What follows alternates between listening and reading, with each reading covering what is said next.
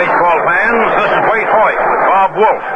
In a few minutes, the New York Yankees and the Cincinnati Reds will be at it in the third game of this 1961 World Series. Brought to you by Gillette, maker of the 195 adjustable razor, and the remarkable Super Blue blade that gives all but unbelievable shaving comfort. Foamy, the cream of all instant lather. And Right Guard, the new power spray deodorant for men. And Chrysler Corporation, where engineering puts something extra into every car. Chrysler Corporation, with the live new cars for 62. To thank you for using their products, Gillette and Chrysler will also present the 1962 Rose Bowl game over most of these same stations. The 1961 World Series has arrived in Cincinnati, and as a matter of fact, it arrived by car, plane, railroad, and bus in sections. The vanguard arrived from New York following Thursday's games. Fans and press and radio and TV, magazine and movies and news representatives have been arriving from home and abroad ever since. And this afternoon here as the World Series opened for the first time in 21 years, it is just a gorgeous day, a really tremendous day. Not a cloud in the sky, warm, delightful, and the city is very, very excited. This broadcast is authorized under broadcasting rights granted by the Commissioner of Baseball solely for the entertainment of our listening audience, and any publication, rebroadcast, or other use of the description and accounts of this game without the express consent of the Commissioner is prohibited. Yes, indeed, today's game is to be played right here at Crosley Field, which has been the home of the Cincinnati Reds for as long as the oldest citizen can remember. The field itself here at Crosley has undergone various changes. At one time, the batters batted toward the home plate instead of away from it. And speaking of the home plate, it was once located some 20 to 30 feet directly to the rear of its present site. It has been gradually moved forward as the necessity for more seating capacity has increased. There have been but 3 modern World Series played here. This is the 4th. The disastrous World Series of 1919, then the second one against the Yankees in 1939, with unfortunate results for Cincinnati, and the third one, the 1940 series, when the Reds defeated the Detroit Tigers in 7 games. A series which, by the way, saw Freddie Hutchinson, the present Cincinnati manager, pitching for Detroit. So 21 years have passed since Crosley Field has been gaily dressed. 21 years since pennant fever gripped this Ohio River city. 21 years of pennant famine. And now the Queen City, as Cincinnati is called, has responded to their National League champions with an intensity which beggars description. The New York Yankees, on the other hand, have, as American League champions, and very often during that time, been virtual tourists, traveling to St. Louis, Milwaukee, Brooklyn, Pittsburgh, Philadelphia to play World Series. All of the National League to either win or lose in the Classic. And today's game is the 3rd in this series, and each team has won one game in which each team has demonstrated reasons why they are champions. Wednesday with the talented left-hander Whitey Ford, supported by 2 home runs, Howards and Scourins, and great defense by Clete Boyer. The Yankees were strictly Major League Baseball at its best.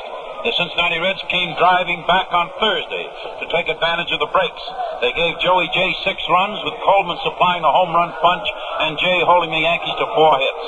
The same totals for the Reds of 6 runs on Wednesday would have made Jimmy O'Toole a winner on Tuesday. 6 runs on Thursday would have made O'Toole a winner on Wednesday. Jim pitched fine ball, but he was slightly outpitched by 4. The Reds so far have outscored the Yankees 8 runs to 4 and have out-hit the Yankees 11 runs to 10. Boyer has played brilliantly for the Yankees, and Eddie Casco and Elio Chacon have sparkled for Cincinnati. Today it comes down to a battle of 2 right-handers, as Bob Perky, the knuckleboard artist and winner of 16 games, will pitch for the Reds, while Bill Stafford is slated for the Yankees. Stafford relies on low stuff, curves, sliders, and so forth. We'll talk more about those in just a moment. Friends, when you give your United Community Campaign, the entire life of your community is affected for the better. Needy families are aided, recreation supplied for both young and old, help is provided for children and teenagers, many health services aid the aged and the handicapped, our armed forces and veterans are assisted, The United Way means one more campaign for many health and welfare services. So give the United Way. You'll feel better. Your community will be better because of it. Of course, the big news of today is that the Yankees' famous center fielder Mickey Mantle is to return to the lineup. Mickey Mantle will be playing for the Yankees, and he will be batting fourth. And, of course, a man such as Mantle, who has been a great ball player, who batted .317 with 128 runs batted in and 54 home runs, second only to Roger Maris in the American League, must make a big difference in the psychological effect of the New York Yankees, and also might have some effect on the Cincinnati Reds. But his presence in the lineup, of course, is bound to have an increased determination on the part of the fine New York Yankees.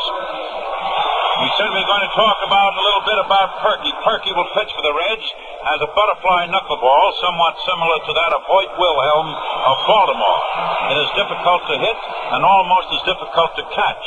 Willie Mays, for instance, went all the way to second base after striking out swinging at Perky's knuckleball, which wound up as a pass ball against the backstop. Perky is from Pittsburgh, traded here from his own hometown a few years ago. He's a right-hander, tall, intelligent, clean-cut, and a gentleman. He's a clutch pitcher. He has beaten the top clubs in the National League, such as Los Angeles and Milwaukee, when the Reds needed the victories the most. Bill Stafford is a 23-year-old right-hander for the New York Yankees. He was born in Catskill, New York, up there near Albany. He now lives in Petersburg, Virginia. As I said, he's a right-hander, and in 1961, Stafford won 14 and lost 9. He uses that slider with great effect. He's not afraid to throw breaking stuff when the count is against him, sort of 2 balls and no strikes, or 3 balls and no strikes. And he has a lot of confidence in himself. He lost 5 games this season by 1 run, low-score games. And Casey Stengel has credited Stafford with getting the Yanks on the final road to the pennant back in 1960.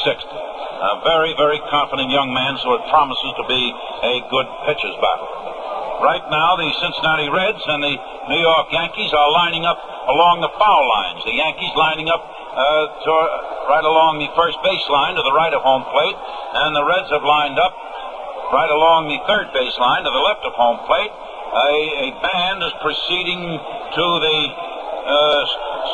just in front of the backstop and near the microphone located some 30 feet behind home plate. In a few moments, there'll be a moment of silence in memory of Powell Crosley, Jr., the former president of the Reds, who passed away in March of this year. And then there'll be the raising of the colors by the Combined Military Color Guard under the direction of Captain Jim Wall of the United States Air Force. And Marion Spellman and Bob Braun will sing the national anthem when time for that arrives. I see they're at the microphone at the present time. Now the moment of silence for Powell Crosley, Jr.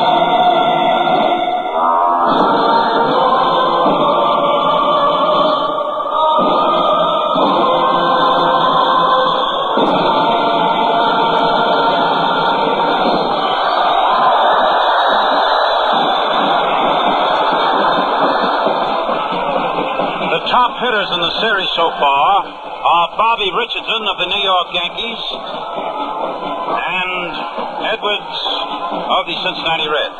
We'll speak a little more about those in just a moment, as the third game of the 1961 World Series is being brought to you from Crosley Field in Cincinnati. Yes, those two boys, Richardson of the Yankees and Edwards of the Reds, are batting .500. The highest batting average for a single World Series? Well, on page 28 of the Gillette World Series Encyclopedia, you'll find Babe Ruth batted a fantastic .625 back in 1928. Man, I'll tell you, this Gillette book is worth owning. Contains World Series records, humorous drawings by cartoonist Willard Mullen, bright and authoritatively written history of the World Series, every fact and record in the $5 book. This pocket size is just a Gillette exclusive. You can't buy it anywhere, but it's yours free with the $1.95 Gillette adjustable razor at the regular price of $1.95. The adjustable is the razor that you set to suit your own combination of skin and beard. With it, you get a dispenser of those remarkable Super Blue Blades. Get your free Gillette World Series Encyclopedia with razor set for only $1.95. We'll pause here 10 seconds for station identification. Are you mixing with the best? Saratoga Vichy with the yellow label, it outsells all the rest. The genuine Vichy with the yellow label tastes better tonight, feel better tomorrow. Saratoga with the yellow label. At the game, at your favorite eating place, or at home with friends, you're always sure you're mixing with the best with Saratoga Vichy. Switch hitter, he'll bat left-handed today against Perky. Mickey Mantle, who missed the first two games of the series because of injury, will be in center field batting fourth. Yogi Berra, the left fielder, batting fifth. Elston Howard, catching, batting sixth. Bill Skowron, the first baseman, batting seventh. Cleet Boyer, at third base, batting eighth. Bill Stafford, Stafford. Bill Stafford, the pitcher, who has won 14 games and lost 9, will do the pitching for the Yankees. For the Cincinnati Reds, Elio Chacon, the second baseman, is the leadoff batter. Eddie Casco, the shortstop, is batting second. Vada Pinson, the center fielder, is batting third. Frankie Robinson in right field today, batting fourth. Gordy Coleman, the first baseman, batting fifth, bats left-handed. Wally Post, the left fielder, the right-handed hitting left fielder, will bat fifth. Sixth. Post is batting sixth. Gene Freese, the third baseman, who bats right-handed, is batting seventh. Johnny Edwards, catching, who bats left-handed, is batting eighth. And Bob Perky, the knuckleball artist and right-hander, will be the pitcher for the Cincinnati Reds. He has won 16 and lost 12. The home plate umpire calling the balls and strikes, Frank Umont, U-M-O-N-T, behind the home plate. Augie Donatelli of the National League at first base.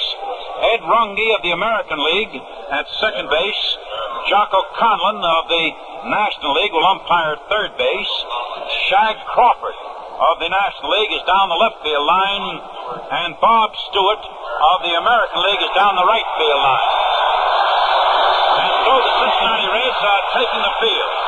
And my colleague, Bob Wolff, who does such a magnificent job of broadcasting for the Minnesota Twins, will start the ball game. Bob, it's all yours. Thank you, Hoyt. Hi, everybody. What a glorious day for this game this afternoon. The weatherman has certainly cooperated. Our most enthusiastic crowd here in Cincinnati. Crosley Field is just jam-packed as we get set for the first pitch of the afternoon. And there goes Bob Perky on the way out to the mound. Bob Perky, 32 years old, a knuckleball pitcher. This past season, his record 16 victories and 12 defeats, with a 3.72 earned run average.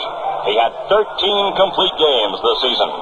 He has had previous experience with the Pittsburgh team, He was traded to the Reds before the 1958 season, and he proved to be one of their greatest acquisitions. In 4 seasons at Cincinnati, Kirky has won 63 games, 17, 13, 17, and now 16. He started the 1961 All-Star game for the National League at Boston, and Kirky is out there now warming up with Bruce Edwards, with Johnny Edwards. And Edwards, incidentally, is the gentleman who came through in such a clutch performance against the New York Yankees at Yankee Stadium in the last game played there with 2 hits. And in both cases, it came after he was intentionally brought up to the plate. The preceding batter Freese had intentionally walked. Kirky, by the way, was speaking to me just before the ball game. I took a look at his fingers, his fingernails, and I noticed that they were very short. And Bob told me that the reason for this is that he actually likes to have fingertip control of the ball. He likes to feel it go off his fingertips, and so has his nails cut very short. He pitches off that first knuckle, as the knuckleball pitches do.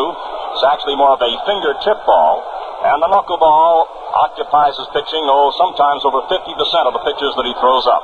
Bobby Richardson, who was 4 for 8 for the New York Yankees in this World Series, steps in. Stocky, right-handed batter, all set to face Bob Kirky, and the first pitch is just about to get on the way. Kirky looks in to get the sign from Johnny Edwards. The outfield plays Richardson slightly around to the left. Here's the pitch. Swung on. It's a ground ball going out to Casco. Shortstop up with it. Throw to first. 1 away.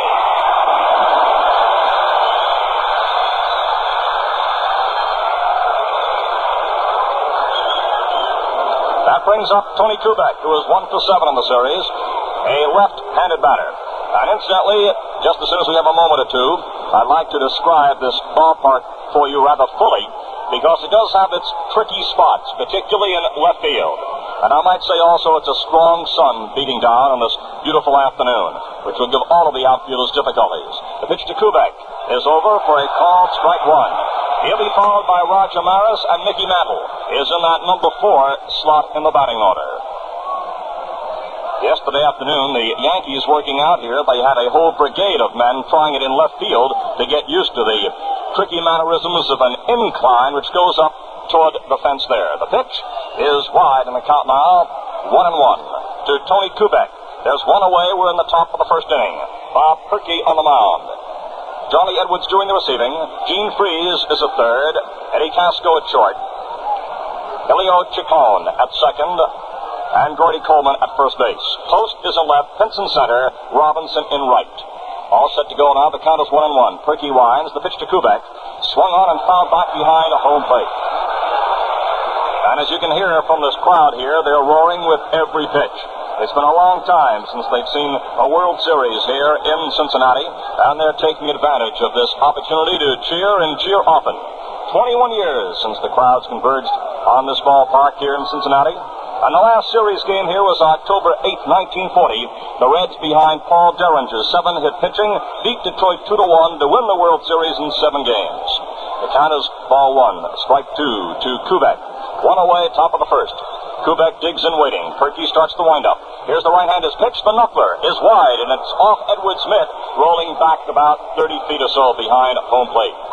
2-2. Edwards has earned the right to be in this game because of his fine clutch hitting against the New York Yankees.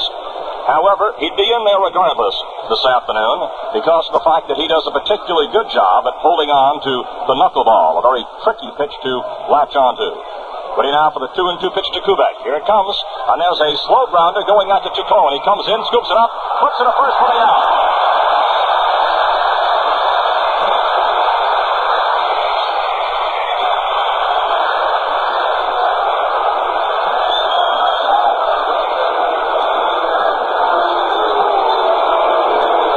Maris steps up with 2 away in the top of the first, and Maris is 0 for 7.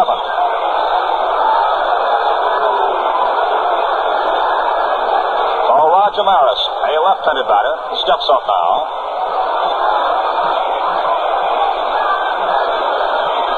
Kirky looks in to get the sign. And we're all set for Maris to bat. Here's the windup, and the pitch to Maris. Swung on, it's a pop-up. Third baseman Freese. Waiting, and he has it.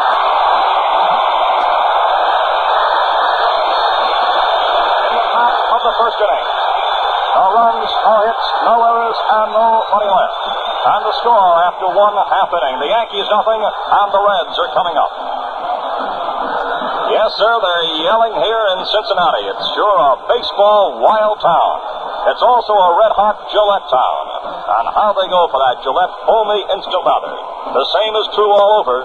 Today, foamy is the fastest-growing instant lather in the country. Have you tried it? It's a world of speed and convenience. All it takes with foamy is a touch of the nozzle, and you have rich, creamy lather right at your fingertips. Full-bodied lather that keeps your beard drenched through the whole shave. Your razor glides easily, leaves you feeling clean and refreshed. Is it any wonder that foamy with K34 antiseptic is the fastest-growing instant lather of them all? So start the day with a cool, refreshing lift. Give yourself a Gillette foamy shave. Regular size, just 79 cents. Giant economy size holds almost twice as much, only 98 cents. With the extra coolness of menthol added, same price. Now, while Bill Stafford is warming up, let me go over the ballpark dimensions with you. In left field, it's 328 down the line with an 18-foot wall. This is topped by a screen. Anything into the tall screen there is a home run. Moving over toward left center, there's a high scoreboard, 55 feet high. Anything up against the scoreboard is in play.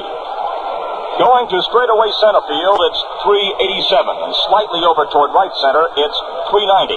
From the 390 point to the right field line, the screen there that has to be cleared for a home run is 9 feet high. It's 366 down the right field line. And from the home plate to the backstop behind home plate at 78 feet. It's quite a bit of room there. There's an incline starting about 25 feet from the left field wall, gradation of about 6 feet going up there. And there's also a slight incline in right. Here's Elio Chacon, and the first pitch called strike one from Bill Stafford. Chacon is 1 for 4, and he has sparkled afield. A right-handed batter playing second base. He'll be followed by Eddie Casco. Stafford winds. Here's the right-hander's next pitch, and it's inside, moving Chacon back from the plate, and the count now is 1-1. Yesterday, in the fielding drills out here, Yogi Berra was testing that left field area. Here's the 1-1 pitch to Chacon. He takes a strike, a letter-high pitch on the inside corner, and the count now is ball 1, strike 2. And Berra said just this morning to me that they talk a lot about how tough it is to play left field in New York City. But believe me, said Yogi, I find it tougher with the sun here in Cincinnati, with that grade to go up. If the ball hits the wall and bounces back, it comes back with a tremendous rebound. Here's the 1-2 pitch. It's a strike called on the outside corner. Chacon started to go for it, held back slightly, and the ball broke for the curve, strike 3. So Chacon is out on a strikeout. That means there's one away in the bottom of the first inning as Eddie Casco, who is 2 for 9, steps in now. He, too, has done a tremendous defensive job. A right-handed batter facing Bill Stafford. Stafford is a fine curveball among his other assortment. The right-hander winds. Here's the pitch to Casco, and there's a line shot to center field for a base hit. Fielded by Mantle, and Casco was on with a single to center field.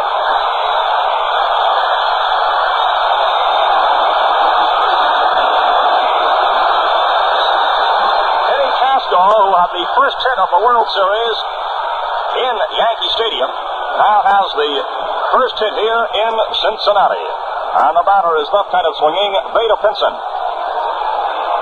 Boyer starts coming in just a bit. The pitch swung on. There's a fly ball going to left center field. Mantle is moving for it. So is Berra, and it is Mantle making the catch.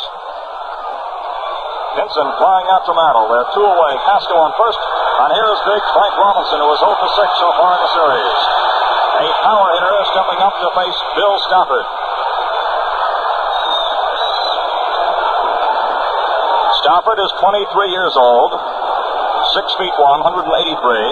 This past season he won 14 and lost 9 with a 2.68 earned run average. Among the Yankee starters, he had the best earned run average. Robinson steps in now to face him. Big Frank Robinson, who had 37 homers this past season and 124 RBIs. On first base, it's Eddie Casco. Stafford's first pitch, swung on. It's a high fly, foul. Going toward the seats is Boyer, giving up the chase as the ball is into the left field seats out of play. We're in the bottom half of inning number 1, and there's no score in the ball game. Casco on first, there are 2 away. Robinson at the plate. Although this is Stafford's first full Major League season, he's already a World Series veteran. Twice he relieved in 1960 against the Pirates. He had no decisions, but did register a 1.50 earned run average. Robinson waiting. Count, strike 1. There's a throw over to first base by Stafford, and Casco is back at the bag. 2 outs. Robinson, who stands close to the plate, looks onto the mound. Stafford with the stretch, the pause. Here's the pitch, and it's a strike call on the inside corner of the count. Now strike 2 to Frank Robinson. As Robinson scoops over, gets a bit of dirt. Beautiful, sunshiny, warm afternoon here in Cincinnati for this 3rd game. Both teams have won 1 game so far in this World Series. Casco is on first. There are 2 outs. The count now, strike 2 to Frank Robinson. The pitch is swung on and missed as Stafford curved Robinson for the strikeout to retire the side. And so in the bottom half of the first inning, the total show, no runs, 1 hit, no errors, and 1 man is left. And the score at the end of 1 full inning, New York nothing, Cincinnati nothing. Back for Sharpino, back. He makes a one-handed catch against the bullpen. You heard right.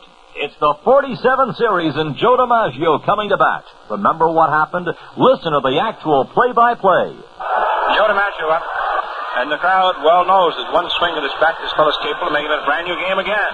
Here's the pitch. Swung on, belted. It's a long one. Deep to left center. Back for Sharpino. Back. He makes a one-handed catch against the bullpen. Oh, doctor. The great series plays are yours to live and relive on the pages of the Gillette World Series Encyclopedia. Yours free with the purchase of the Gillette Adjustable Razor Set for only $1.95. This 256-page Gillette book contains highlights and sidelights of every series, plus practically every series fact and record. It's yours free with the Gillette Adjustable Razor and a dispenser of those amazingly comfortable Super Blue Blades. All for the price of the razor set alone, just $1.95. Here now is the second inning, and Mickey Mantle will be making his first appearance at the plate in the series. Manager Freddie Hutchinson of Cincinnati made the fine statement that he would hope that Mantle could get into action just as soon as possible. He said that he wanted to see his Reds play the very best team in the series. He felt that was as it should be, and he wanted to see the fans see the very best all the way through. And here is Mantle, a switch hitter batting left-handed against the right-hander Bob Perky. Mickey had a .317 average this past season. He takes a called strike on the outside corner. Mantle lashed out 54 home runs this past year and 128 runs batted in. And Mickey has hit 14 World Series home runs, more than any other player other than Babe Ruth, who had 15. In batting practice yesterday, Mickey had 6 batting practice home runs. Declared himself set for action today. Strike 1 to Mantle leading off the second. Perky's pitch, the knuckler, is wide of the plate. And the count now is 1-1 to Mantle. Perky back to the rosin bag. The outfield, not too pronounced a shift for Mantle. Just a slight swing to the right, not too far. The infield just slightly over, although Coleman has gone closer to the line behind first base. Count now is 1-1 to Mantle. Perky starts the windup. The right-hander's next offering on the way is inside, moving Mantle back from the plate. Ball 2 and strike 1.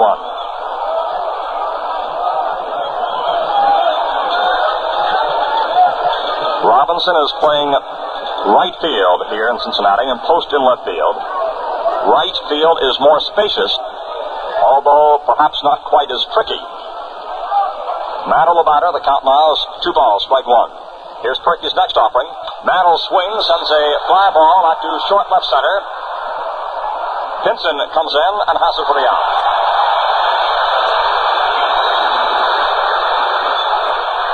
Casco was going back. Post was coming over, but it was Pinson's ball all the way.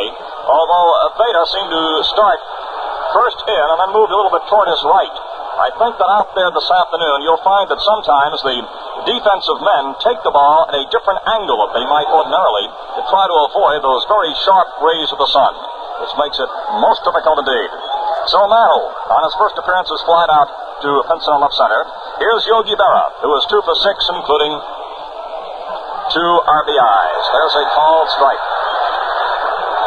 Strike 1 to Yogi Berra. Berra got both of his 2 runs batted in on his home run, which accounted for the Yankees' 2 runs in their 6-2 loss to Cincinnati. And incidentally, so far in the series, all of the Yankee runs, and they have but 4, are as a result of home runs. Strike 1 to Yogi Berra. Something was flying around near home plate, some little bug or perhaps a little insect of some type. Berra stepped out for a moment. The pitch, and it's inside. The count now is 1-1 to Berra, to be followed by Elston Howard. 1 out on the top of the second. There's no score. New York nothing and Cincinnati nothing. A packed house here at Crosley Field. Now the side from Johnny Edwards. Perky all set to work. Berra waiting. And the 1-1 pitch about to come up. Score 0-0. We're in the top of the second. There's 1 out. Perky delivers, and he comes in too tight and low. And the count now is ball 2 and strike 1 to Berra. Elston Howard will follow. Reds defensively have started 2 reserves who were stars of their last game in New York. Elio Chacon and Johnny Edwards. Now we're set to go. The count 2-1 to Yogi Berra. Here's the windup by Perky. The next pitch is inside a knuckler. It goes right by the catcher. Back to the screen. And the count now is 3-1 to Berra, who steps into the batter's box for a moment. Now a step back in. 366 down that right field line with a 9-foot fence to clear there. And beyond that fence, we have the beautiful sun deck here in Crosley Field. The bleacher seats, as they are designated. Now we're set for that 3-1 pitch to Berra. Here it comes, and it is wide as Berra draws a walk and becomes the first Yankee base runner. And that brings up Elston Howard, who has 1 for 7. His 1 hit being a home run. He has 1 RBI, and he is a right-handed batter. It's 328 down the left field line. 378 to where the big scoreboard begins. And there's an 18-foot wall in left. Elston Howard steps in now to face Bob Perky with 1 out and 1 on. As Casco and Chacol now play at double play depth. We're in the top of the second, no score. I look first toward Berra. And the pitch to Howard is a strike in the inside corner. That's strike 1 to Elston Howard.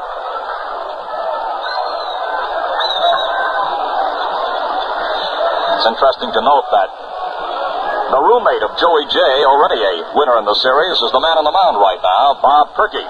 So they've got a lot to talk over. Count now is strike 1 to Elston Howard. Berra takes a very slim lead off first, draws a look from Perky. The pitch to Howard is swung on, and there's a pop-up. Chacon, shielding his eyes from the sun, drifts back in a short right and takes it there. And 2 down with Berra on first. And here is Bill Skowron, who is 1 for 6. Skowron's 1 hit, also a home run. He has 1 RBI. No score, top of the second, 2 away, and Berra on first base. As Bill Skowron now steps in. The Yankees, on their home ground this season, won 65 and lost 16. But away from home, their record was considerably different. 44 wins and 37 setbacks. Let's see how they fare here against the Reds in Cincinnati's own park. Skowron waiting. Here's the pitch. It's inside. Skowron steps back. The count now is ball 1 from Bob Perky, who takes his glove off and rubs up the ball.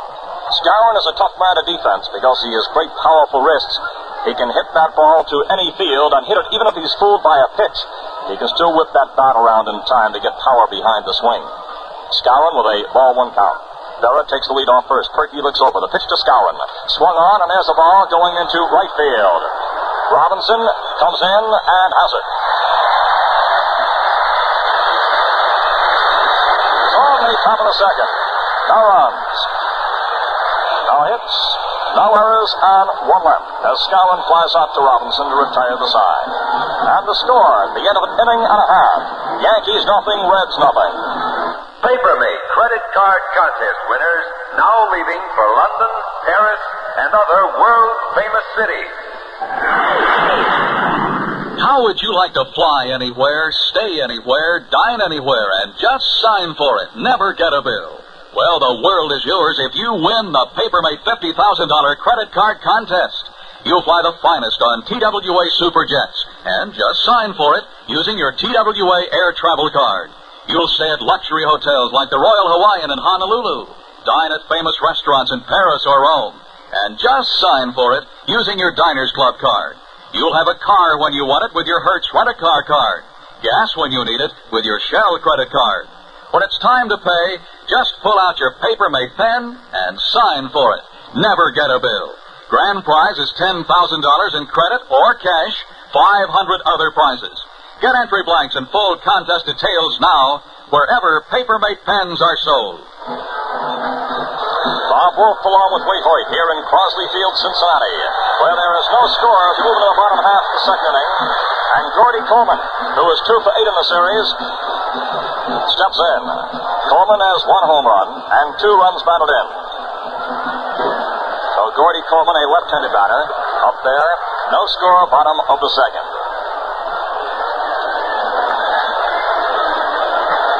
Bill Stafford looks in to get the sign. Here's the pitch. Coleman swings, sends a ground foul outside of first base. Coleman's 4th inning home run at Yankee Stadium on Thursday was the Reds' first World Series smash since Bucky Walters cracked one off Freddie Hutchinson, then pitching for Detroit in the 6th game of the 1940 series. Coleman, the batter, will be followed by Post and Freeze. Stafford is a rather fast worker, doesn't waste too much time after getting the sign from Howard. Here's the next pitch to Coleman. And there's a hard grounder deflected off Stafford's glove, picked up by Kubek. No throw. Coleman is safe.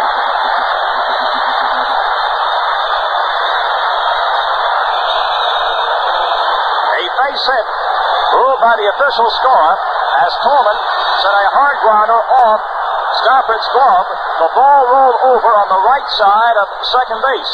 Kubek, who was moving on the play, picked up the ball over on the Bobby Richardson side of the bag, but it was too late then to make any play to first, and Coleman is on with an infield hit. That brings up Wally Post, who's been hot so far in the series with 3 for 7. A long ball hitting left fielder. Here's the pitch. And there's a fly ball going out to right center field. Moving forward is Maris. So is Mantle. Maris calls and takes it. The right fielder taking it in right center field. There's 1 out and 1 on. Gene Freeze, a pronounced pull hitter, who is 0 for 5 in the series, playing third base, steps up. No score. We're in the bottom of the second. Coleman on first, and there's 1 away. Now Freeze steps in. Boyer, the third baseman, moves just a bit closer to that line. There's a stretch in the pause by Stafford. The pitch is a little high, and the count now is ball 1 to Gene Freeze. Very little breeze this afternoon. Perfect afternoon for baseball. No score. Bottom of the second inning. Coleman on first, and there's 1 away. Freeze the batter with a ball 1 count. The pitch swung on and fouled back behind home plate. The count now is 1 and 1.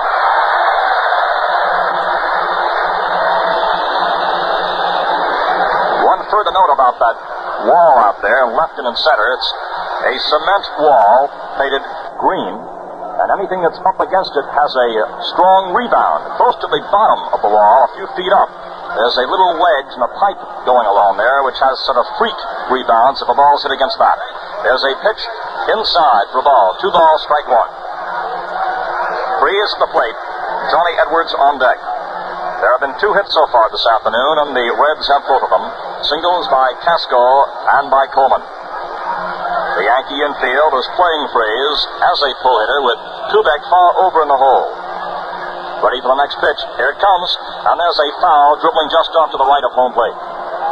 Count now is 2 and 2 to Gene Freeze. Bill Skowron goes over to pick up that foul ball.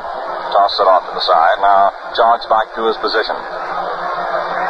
Frank Dumont is calling at the plate this afternoon with Donatelli, the ump at first, Runge at second, Conlon at third base. Crawford along the left field line, and Stewart along the right field line. And Stafford is getting another baseball from Frank Dumont. Right-hander comes down off the mound just a moment, decides to rub this one up, has his glove off, giving it a good roughing treatment. While Gene Freeze, waiting just in the batter's box, hitches up the pants. Now tugs at the cap, now steps in, he's all set. As Stafford looks in now to get the sign from Howard. The count is 2-2. Coleman on first base, there's one away. No score, bottom of the second, all set to go. Here's the pitch, and it is fouled back once again. Count holds at 2-2 to Gene Freeze.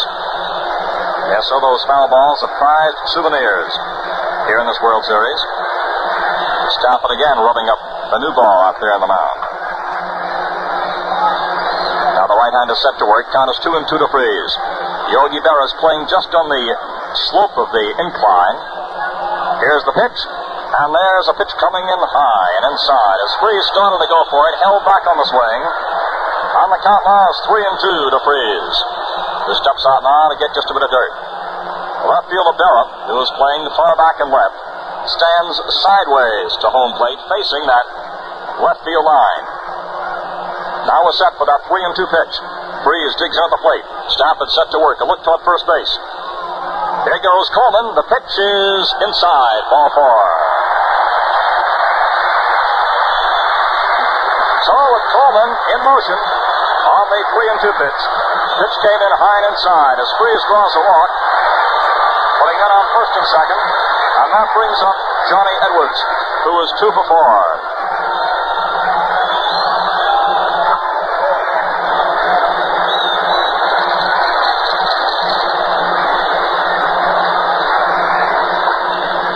Strike for the first pitch to Edwards.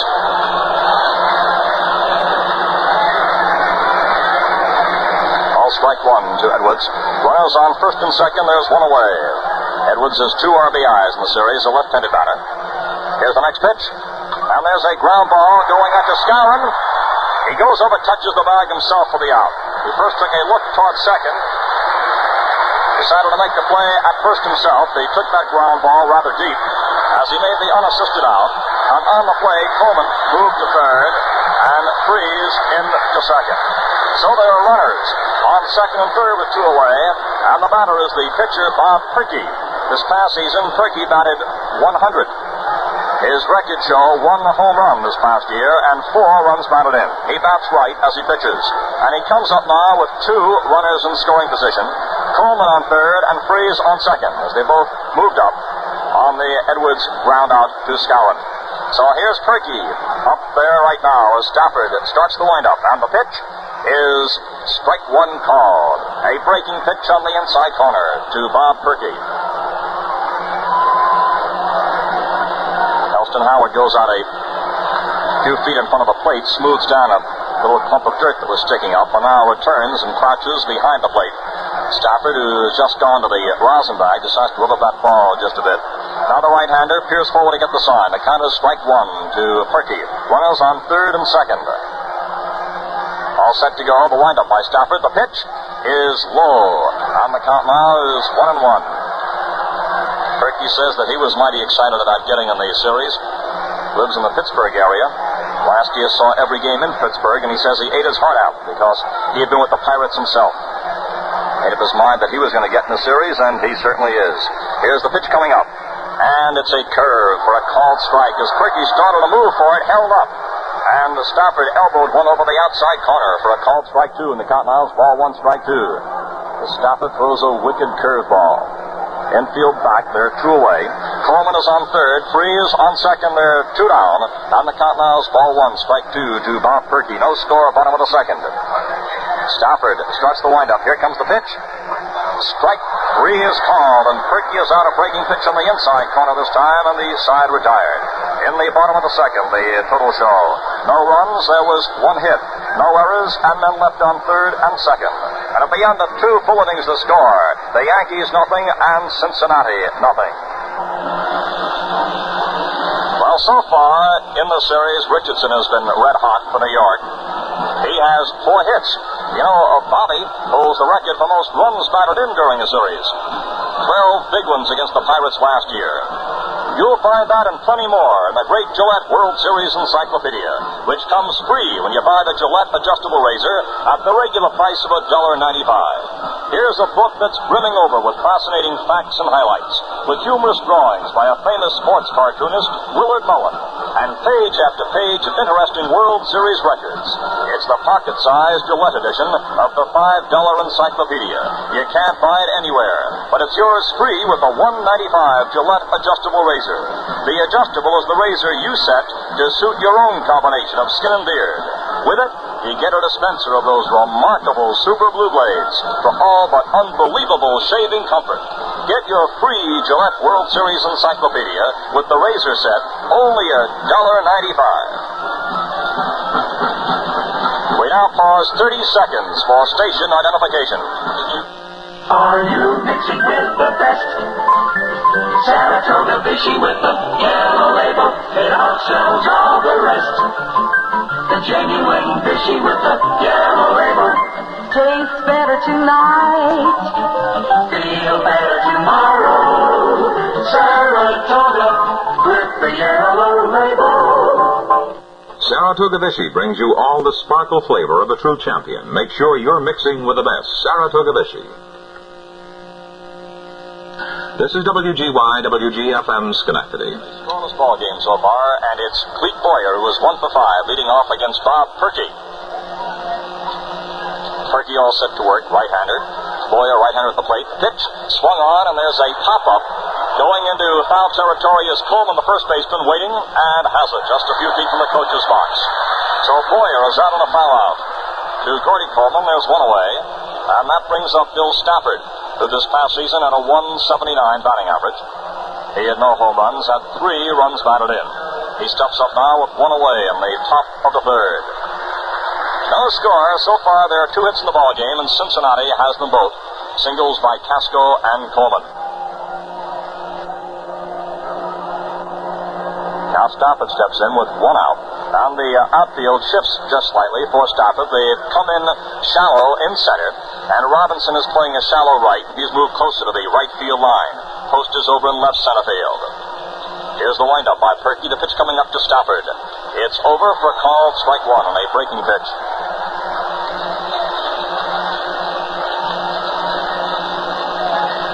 Strike 1 to Bill Stafford. Perky all set. Gets the sign now from Edwards. Freeze, the third baseman, has moved in just a bit also, although playing behind the bag at third. The pitch swung on. It's a one-hopper back to Perky, and the throw to first base. That may have been a liner. I believe it was a liner back to Perky for the out. So Stafford is out on the line out to Bob Perky. He cocked his arm there for a moment to throw toward Coleman, and did throw to the went toward the first baseman. I thought for a moment that ball may have skipped, but it did not. It was right on the line to Perky, and Stafford is out. So there are 2 away in the top of the third as Richardson steps up. 2 outs, Richardson the batter. He grounded out in the first inning. Here's the windup by Perky. The pitch to Bobby is a called strike in the inside corner. 2 outs, top of the third, and Perky so far has let 1 New York Yankee get to base. That was Yogi Berra on a walk. Boyer out on the pop-up foul. Stafford in the line out, right back to Perky. Richardson the batter, and the pitch is wide of the plate, and the count now is 1-1 to Bobby Richardson. The outfield for Richardson is playing just slightly toward left. Richardson, so far in the series, has 4 for 9. This year, as last year, in 1 series game, he had 3 base hits. Bobby wears number 1 on the back of his uniform. Stocky right-handed batter. The 1-1 pitch comes in low. The count now is 2 balls and a strike. 2 outs, top of the third, and there's no score on this glorious afternoon here in Cincinnati. Fans looking for a breakthrough here, and so far they have not seen any, although the Reds did have runners on third and second in the bottom of the second when Perky was out for out number 3. Richardson waiting now with a count of 2 balls, strike 1. Perky looks in to get the sign from Edwards. Here's the windup by the right-hander, and the pitch is swung on, a ground ball back to Perky. They throw to first base for the out. So Perky puts the Yankees down in order in this third. the Yankees not getting the ball out of the infield. And the score at the end of 2.5 innings. The Yankees nothing and the Reds nothing. You know, speaking of Richardson, he and Don Blasingame, who was the starting second baseman on the series for Cincinnati, are almost the same in height and weight. Another thing that both boys have in common is that they're red-hot fans of the Gillette Super Blue Blade. The way Bobby puts it is like this. The Super Blue Blade is a real beaut. I never dreamed that shaving could be so easy. Man after man, letter upon letter, say just about the same thing. The fact is, when you try the Gillette Super Blue Blade, you get shaving experience that's almost unbelievable. Shave so cool and refreshing, so quick and easy, so downright comfortable, why, I could shoot the moon about them. And they're double-edged for economy, too. Slip a Super Blue Blade into a Gillette adjustable razor and see what I'm talking about. The adjustable lets you choose exactly the edge angle and exposure that you want from 9 different settings. Right now, when you buy the adjustable, you get a dispenser of Super Blue Blades plus your free pocketbook World Series Encyclopedia, all for just $1.95. Or get Super Blue Blades and dispenser of 10 for 69 cents, 15 for $1.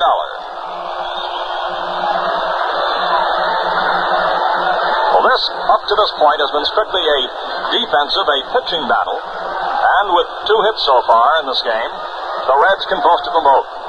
Casco and Coleman both have singles. And now as we move into the bottom half of the third, Elio Chacon, who looked at a called strike 3 from Stafford back in the first inning, is stepping up for the second time. The first ball was thrown out this afternoon here at Crosley Field by Dummy Hoy, who is the oldest living former major leaguer, 99 years old. Now here is Chacon stepping in, and so far it's a scoreless ball game. Bottom of the third, Chacon a right-handed batter. He's followed by Casco and Pinson here in the bottom of the third. Bill Stafford set to work. Here's the pitch, and there's a fly ball which is curving foul, deep outside the left field line and into the screen. A long foul by Elio Chacon. So it's a long strike 1, which has aroused the crowd. The last game in New York, Chacon hit a couple of long shots to deep left field in Yankee Stadium. Folks got to speculating whether or not they would have been homers here. The pitch to Chacon. He bunts along the first baseline. It's picked up by Stafford. Throw to first is wide. It's by Skowron. Chacon is on the way to second. He'll go into second standing up.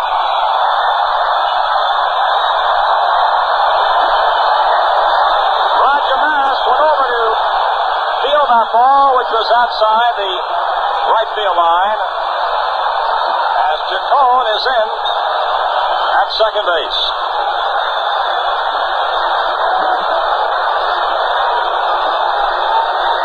Elio Chacon is on second, and he gets credit for a base hit and an error by Stafford. So he's in scoring position. And the batter is Eddie Casco, who is 1 for 1. Here's the pitch, and it's a called strike.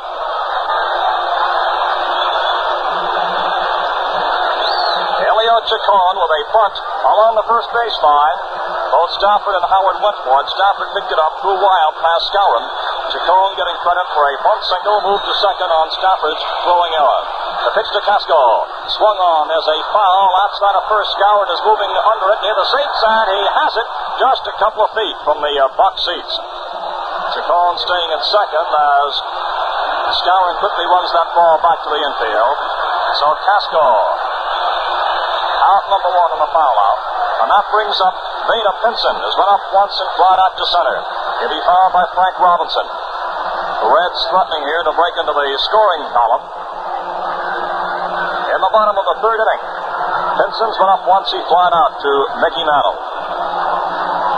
There's a look back towards second to Chacon, the pitch, and it comes in high for ball 1 to Pinson.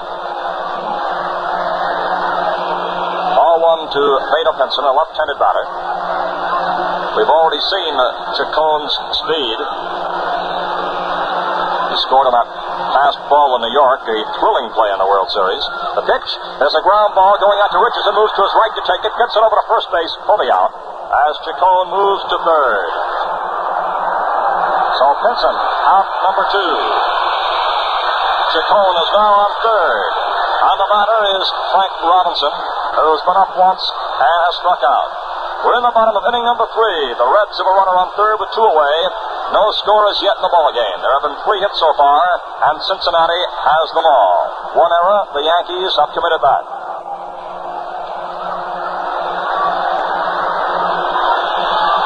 As Robinson steps in, Chacon takes a big lead. The pitch, swung on, it's a fly ball going to left. It's curving, and it curves foul.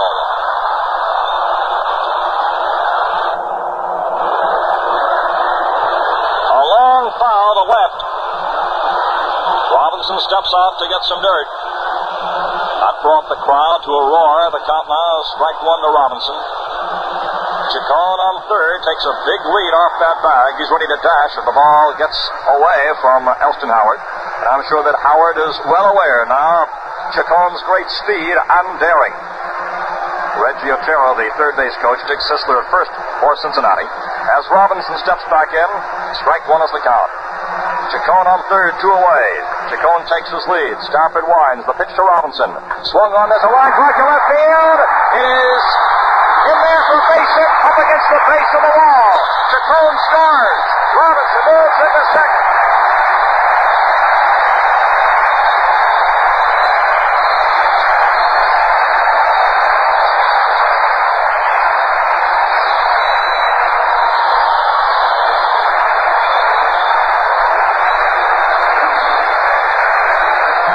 Robinson twisted a liner to left field, which skipped up against the face of that wall and left. Berra moved to his right, couldn't get to it. Ball was about 15 feet, perhaps more, inside that left field line.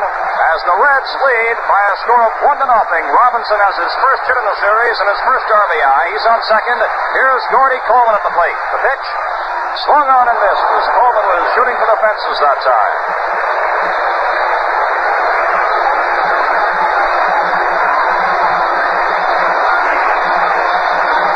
Daly starts warming up for the New York Yankees. Robinson on second. Strike 1 to Coleman. And Coleman moves back from an inside pitch. The count is 1-1.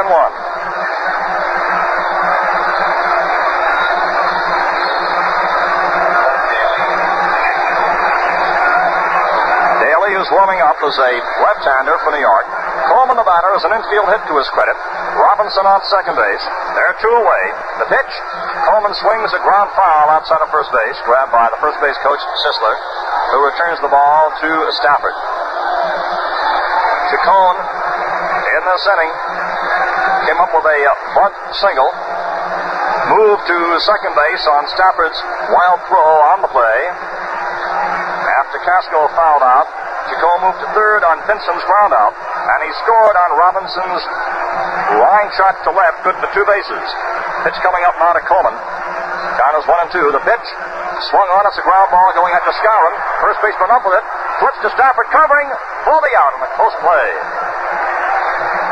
So the side retired in the bottom half, inning number 3, as the Reds come up with the first run of the afternoon.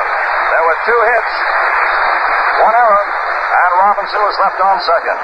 The score at the end of 3 innings, Cincinnati 1, the Yankees nothing. We move into the 4th inning now. It'll be Kubek, Maris, and Mantle coming up.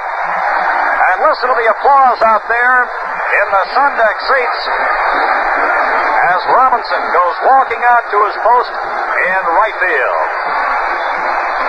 They're giving him a full round of applause, and Robinson doffs his cap, putting his hand up there to the peak of the cap as he goes out to his position. You know, one of the speculations in this series prior to this afternoon was when Robertson and Maris would start to break loose.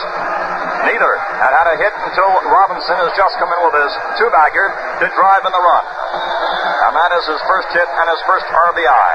Maris has gone 0 for 8, and the question is, how long can his power be contained? He'll be coming up in his 4th inning following Tony Kubek. Kubek, Maris, and Mantle. It was interesting to me yesterday to see that Tony Kubek who was a very versatile member of the Yankee cast, was among those who went out into left field. Take a look at that Sun field and see how he could do out there.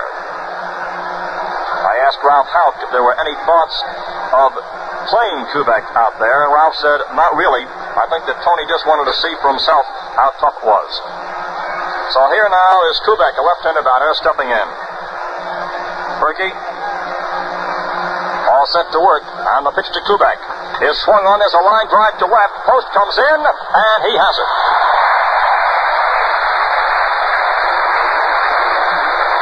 Kubek got on the line out to Wally Post. Post came in and quickly sort of flipped that glove of his up in front of his eyes to shield it just a bit, and then he continued his pursuit in to make the line-out catch. The outfielders would prefer in left field to have liners than the high flies up on the Suns' rays. Here's Roger Maris. He's been up once in this game, and he is popped up. Left-handed batter facing Berkey. The pitch is low, ball one, the score of the ball game. Cincinnati 1, the New York Yankees nothing. We're in the fourth inning with one away. Maris followed by Mantle. The M&M boys. Some mayhem, murder. These fellows have really blistered pitching this past year, as all of you know so very well. Maris up there right now. The pitch swung on. It's a ground ball going out to Coleman. Going over to cover is Berkey for the out.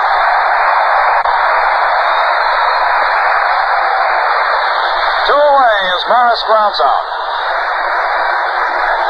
Maris is trying to get the ball out of the infield, and great Reds pitching so far has throttled that ambition for Maris, whose ambitions, I'm sure, are far loftier. He's not only trying to get out of the infield, but into the seats. Here's Mantle, who's been up once, and has flied out to center field. Two away, top of the fourth. The Reds lead by a 1-0 score as Mantle steps in to face Bob Berkey. Veteran knuckleballer starts the windup, and the pitch coming up to Mantle is inside, ball one. Ball one to Mantle with two down in the top of the fourth inning. The outfield just slightly shifted toward right. Robinson is moreover toward right center. They're not playing Mickey toward that right field line. But Robinson is deep in right. The pitch swung on. There's a fly ball going out to center field. Pinson goes back. He's waiting now, and he is there for the out. He took it just on the edge of the incline, going up in center field, I'd say about 15 feet, or perhaps less, from the center field fence to retire the side. So at the top of the fourth, 3 up and 3 down. And the score, after 3.5 innings, Cincinnati 1 and the New York Yankees nothing. During the last World Series, Gillette introduced its new power spray deodorant for men, Right Guard, and how it's gone over. Today, it's the fastest growing men's deodorant of them all. Little wonder it's a big improvement over the others. You see, Right Guard is a push-button power spray. Just touch the button, and out comes a fine mist that gives you 24-hour protection in just 2 seconds. It's not a messy cream you have to rub in. Not a gummy roll-on that wastes time and feels sticky. Not a drippy hit-and-miss squeeze bottle spray. Right Guard is fast and easy. Its power spray gets right through for complete coverage. Dries on contact. Stops odor. Try cool, refreshing Right Guard power spray deodorant. Regular size costs just 89 cents. New money-saving king size gives you 1/3 more. Costs only $1.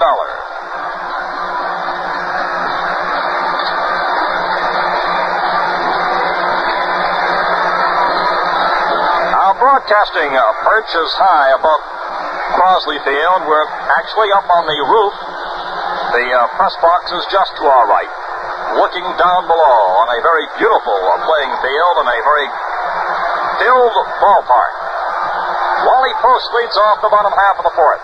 And the first pitch comes in high, ball one from Bill Stafford. Daly is no longer warming up for New York. Post flied out last time up. Wally Post the batter. Ball one the count. Here's Stafford's next offering. And a swing and a miss. Count now is 1-1. So far in this game, there have been 4 hits altogether, and the Reds have them all. Cincinnati with 1 run, 4 hits, and no errors. And in the Yankee totals, just 1 notation. They have 1 error, otherwise blanks. There's a foul back off Howard's left foot. Count now is ball 1, strike 2 to Wally Post, to be followed by Freese and Edwards in the bottom of inning number 4. The hits so far in this game: Casco, Coleman, Chacon, and Robinson. Robinson providing the extra base blow, and the run batted in as Chacon scored in the bottom half of the 3rd. Reds lead by a 1-0 score. The pitch to Post on the way. Inside, moving Wally back from the plate, and the count now is 2-2. On the Reds press buttons that all the press are wearing, this little line is written across: the Reds are for real. Here's the 2-2 pitch to Post, and it is inside and high. The count now is 3-2 to Wally Post. Gene Freese on deck. This crowd really unleashed a roar as Robinson drove across the first run-up this afternoon, back in the 3rd inning, with his double to left, scoring Chacon. Count now is 3-2 to Wally Post. Stafford set to work, getting a sign now from Elston Howard. The right-hander starts the wind-up. Here's the 3-2 pitch on the way. Fouled back, and the count holds at 3-2.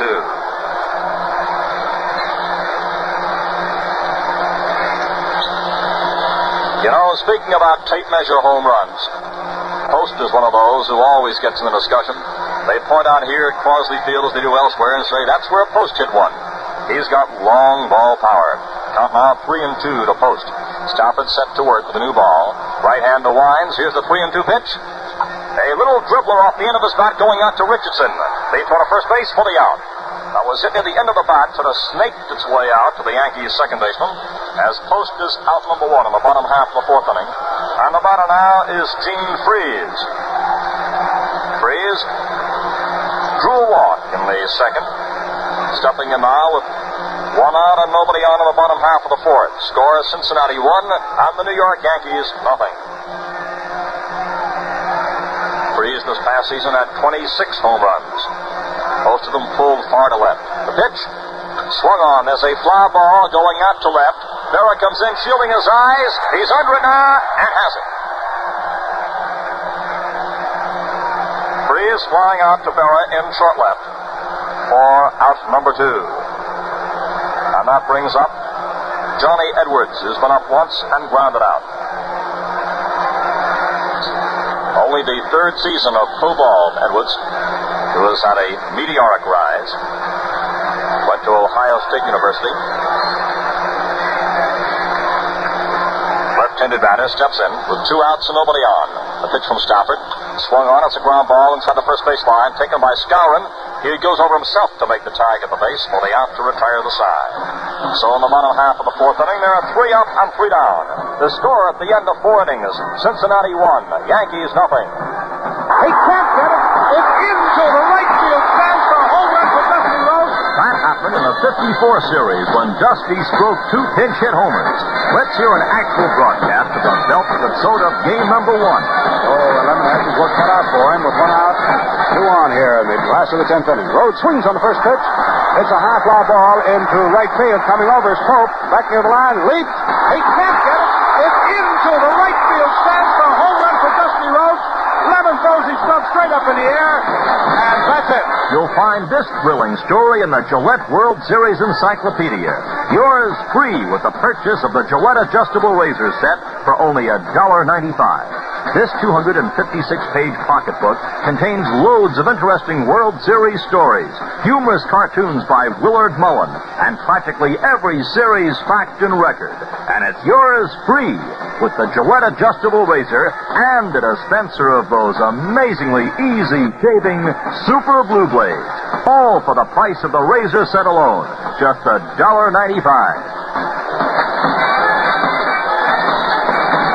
Wolff with Waite Hoyt here in Cincinnati with the score. The Reds 1, Yankees nothing. And here's the 5th inning coming up. Yogi Berra, who is 2 for 6 in World Series play, walked in the 2nd inning. And the stocky Yankee outfielder, catcher, steps in right now. Yogi Berra's homer of Joey J last Thursday was his 12th in series competition. Only Babe Ruth's 15 and Mickey Mantle's 14 topped him. Yogi Berra steps in now, leading off the fifth to face Bob Perky. Berra, the only Yankee base runner so far, with a walk in the second. Elio Chacon is playing him a couple of feet back on the right field grass. The pitch is over for a called strike one to Yogi Berra. Perky throws a lot of breaking pitches, is a good sinker, and of course a fine knuckleball. Tomorrow's starting pitchers, Whitey Ford and Jim O'Toole. Strike one, the count to Berra, leading off the fifth. Here's Perky's next one, and it's swung on and fouled off to the left, and the count now strike two. That was the knuckler. Tough to get good wood on it. Perky throws it right off his fingertips, as he says, with fingertip control. Some of the other knuckleball pitches use different styles. Wilhelm has his nails longer. He says that prevents some irritation on the tops of his fingers, but Perky says his are pretty well calloused. He doesn't have that problem. Strike two to Berra. Here's the pitch, and there's a swing and a miss. The ball dropped by Edwards, picks it up, touches Berra, to strike out. That was a knuckler that was missed, went darting in as Berra goes down on the strikeout. And that's strikeout number one, posted by Perky this afternoon. And it brings up Elston Howard, who has been up once and has popped up. Some knuckleball pitchers use sometimes just one finger to push off. Some use two. Perky uses both fingers there in his method. Here's the pitch to Howard, and it's over in the outside corner for a called strike. Perky's knuckler is a little faster than some of the other well-known knuckleball hurlers. Dances and darts just like anybody else's, and it's mighty tough to handle. Edwards is strictly on his toes. Strike one to Elston Howard. One out, top of the fifth, score 1-0 Cincinnati. The pitch on the way is low, and the count now is 1-1 to Howard. He followed by Bill Skowron. Perky steps off the mound, goes to the rosin bag, tugs at his cap, now runs handle on the side of his pants. He's given that ball a good rubbing before looking in now to get the sign. Count is 1-1 to Howard. Score 1-0. Cincinnati leads. Now Perky set to work. Here's the side from Edwards. The windup by Perky. The pitch on the way. Swung on. There's a foul going off to the right, heading toward the seats and going out of play. Ball one, strike two. Perky rubbing up a new ball.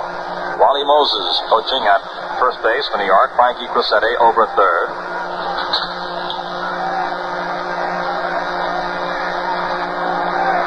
Now we're all set. The count, ball one, strike two. Elston Howard, the batter. Here's the windup. And the 1-2 pitch. Swung on. There's a fly ball going to center field. Pinson turns. He's going back. He's near the fence. It is up against the fence over his head. On the way to second base is Howard. There's a throw. It's going to be close. He is safe. Vasco taking the throw, and Howard went sliding in, just barely beating it. With a double off the wall in center field over Pinson's head.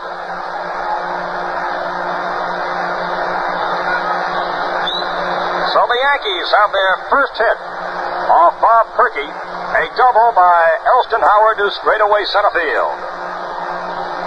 Hit number one for New York, coming with one away in the top of the fifth. And the batter now is Bill Skowron, who's been up once and has slide to right. Skowron looks into Yankee manager Ralph Houck, who's on the dugout steps off to our right. And before stepping in, Houck shouted something out to Skowron. Bill is up there now with Howard on second, one down. Score 1-0. Cincinnati is leading. There's a look back towards second base. Here's the pitch to Skowron, and there's a line drive to Castro. He'll go over to make the double play unassisted as Howard cannot get back to the bag. So that retires the side in a quick inning-ending double play. Howard had no chance to get back. Totals in the fifth. No runs, one hit, no errors, and nobody left. Score of the ball game after 4.5 innings. Reds 1, Yankees nothing. And now as Bob Perky comes up to the plate and draws an ice hand, also coming up a former World Series star, now World Series broadcaster, voice of the Cincinnati Reds, Waite Hoyt. Waite. Thank you, Bob, and we're going into the bottom of the fifth inning. And the score is Cincinnati 1 and the New York Yankees nothing. Bob Perky, the pitcher for the Reds, is the batter right here at this moment. The pitch now by Stafford. Perky took a strike. He leaned away, but the curveball broke in there, and that is no balls and a strike on Perky. A couple of years ago, Perky hit a grand slam home run.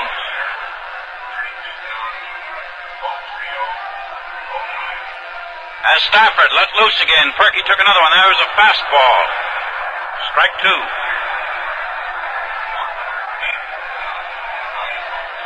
No balls, two strikes. Stafford bends down, puts his hands on his knees as he takes the sign from Elston Howard. He comes up once, he pitches. That's in there for strike three as Perky looked at it and is called out on strikes for the second time for Stafford's fourth strikeout. The Reds are leading 1-0, 1 out in the bottom half of the fifth inning, and Elio Chacon, who started the Reds' one-run rally with a bunt in the third inning, is up there once more. He took the third strike in the first inning, and he dropped a bunt single in the third inning, which the pitcher, after fielding, threw past first base. He throw now to Chacon. Chacon took strike one call. And then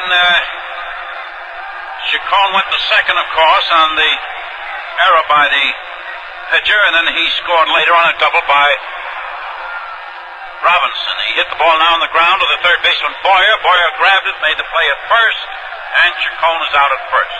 2 away for the Reds in the fifth inning. The Reds are leading 1-0. Eddie Casco coming up. Casco had a single in the first inning. He fouled out to the first baseman in the third inning. Casco has been playing a bang-up defensive game for the Reds, and he's also been to the plate 11 times with 3 hits in this series. They pitch now to Eddie. Eddie hit a high fly ball back, right over near second. Then Richardson, the second baseman, moved over, caught the ball almost on the second base bag. And so in the bottom of the fifth inning, the Cincinnati Reds, no one to base. In 5 turns, the Reds 1 run, 4 hits, 4 men left on. And so at the end of the fifth inning, the score is the Cincinnati Reds 1, the New York Yankees nothing. What's the word on the new cars from Chrysler Corporation? What's the word you hear? The word is a number, 300. The brand new Chrysler 300. A new high-performance sports series in a popular price range. A full-size Chrysler, and that's about as non-compact as you can get. Yet the new 300 comes at a new low price that puts its sports car performance well within your reach. Take your choice of V8 engines from the standard 305 to the high-performance 380 horsepower. The new Chrysler 300, the excitement of high performance in a popular price range from Chrysler Corporation. Looks like it's gonna be a Chrysler year. See your Chrysler dealer during October open house. The pause here 30 seconds for station identification. Are you mixing with the best? Saratoga Vichy with the yellow label. It outsells all the rest. The genuine Vichy with the yellow label. Tastes better tonight. Feel better tomorrow. Saratoga with the yellow label. Enjoying the game? Well, you'll enjoy it more with Saratoga Vichy. Make sure you're mixing with the best. Saratoga Vichy. WGY, WGFM, Schenectady. Third baseman up there now. As Perky fires to him, there's the ball hit in the air. A pop-up out there to Casco, who's shading his eyes halfway between second and third. He made the catch, and Boyer is out. There have been a tremendous number of first balls hit today, first pitches. There have been a tremendous number of them swung at and hit in some way or another. So Boyer just popped up to the shortstop, and now Stafford is up there. The pitcher is coming to the plate. This is the top of the sixth inning here at Crosley Field in Cincinnati. The Reds have 1 run, 4 hits, no errors. The New York Yankees, no runs, 1 hit, and 1 error. The batter now, Stafford, as Perky dangles his arms, bending over, taking signs from Edwards. He winds, he pitches. There is strike one call. No balls, one strike.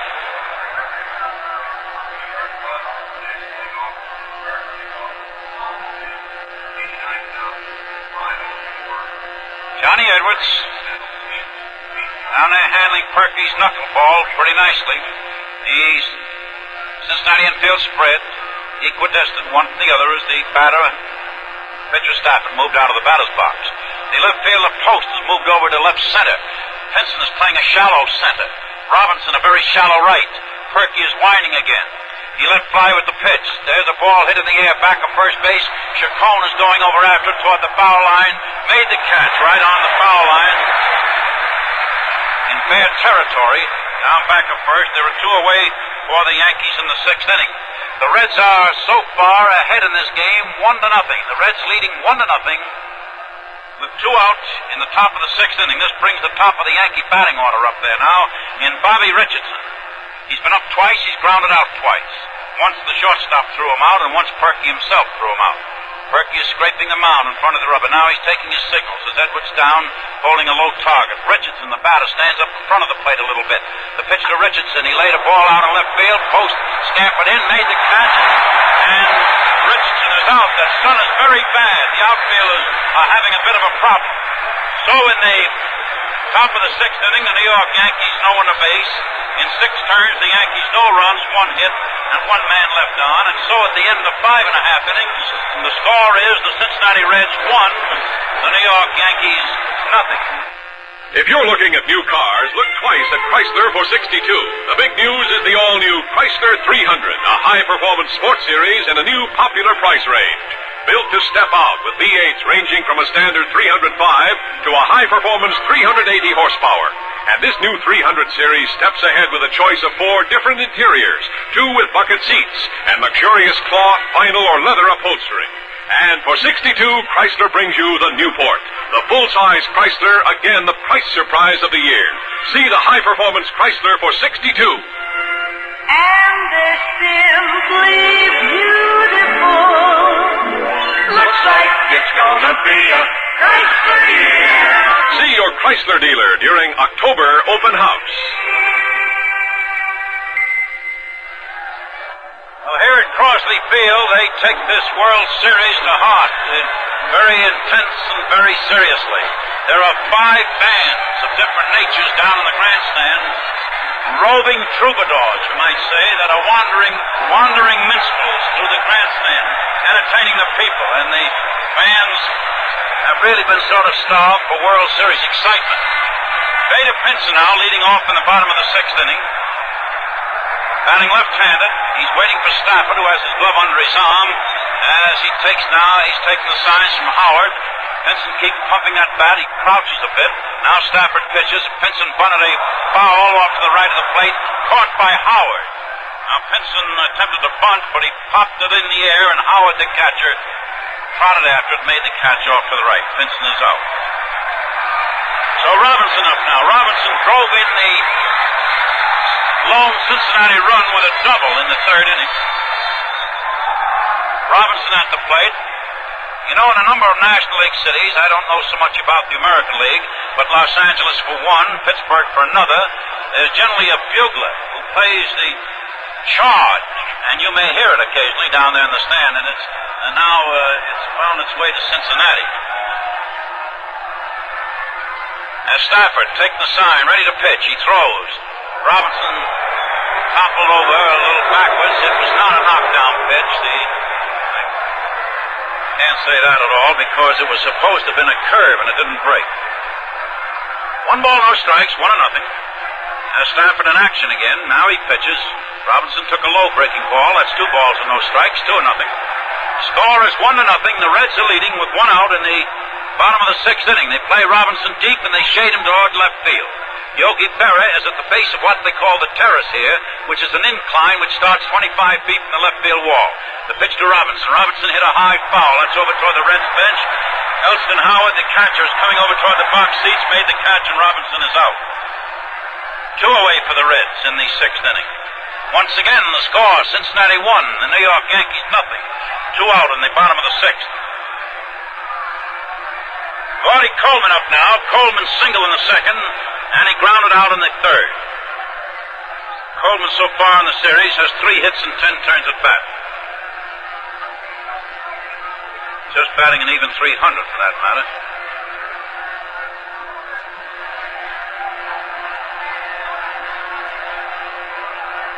The pitch to Coleman, he grounded. He rolled a foul over to the box seats alongside of first.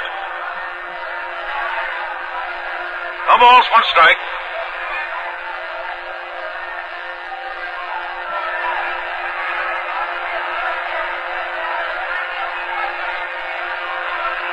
Well, they give the batting average on the scoreboard as .250, but that's only up until today.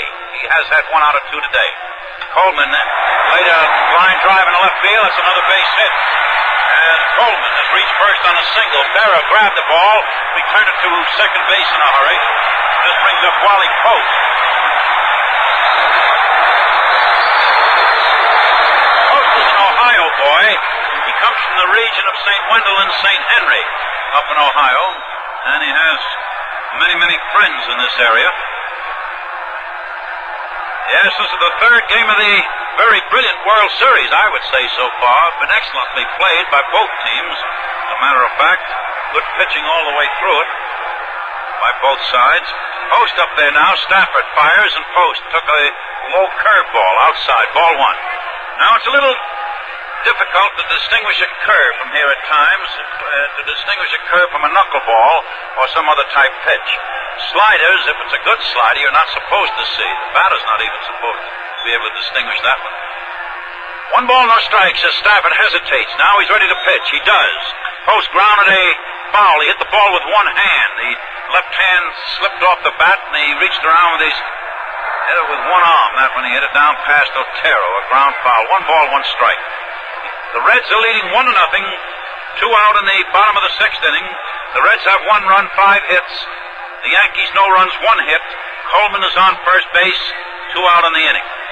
As Stafford is very carefully adjusting his foot against the pitcher's rubber, bending over with his hands and his knees, taking his signals. Now he's ready. He's pitching.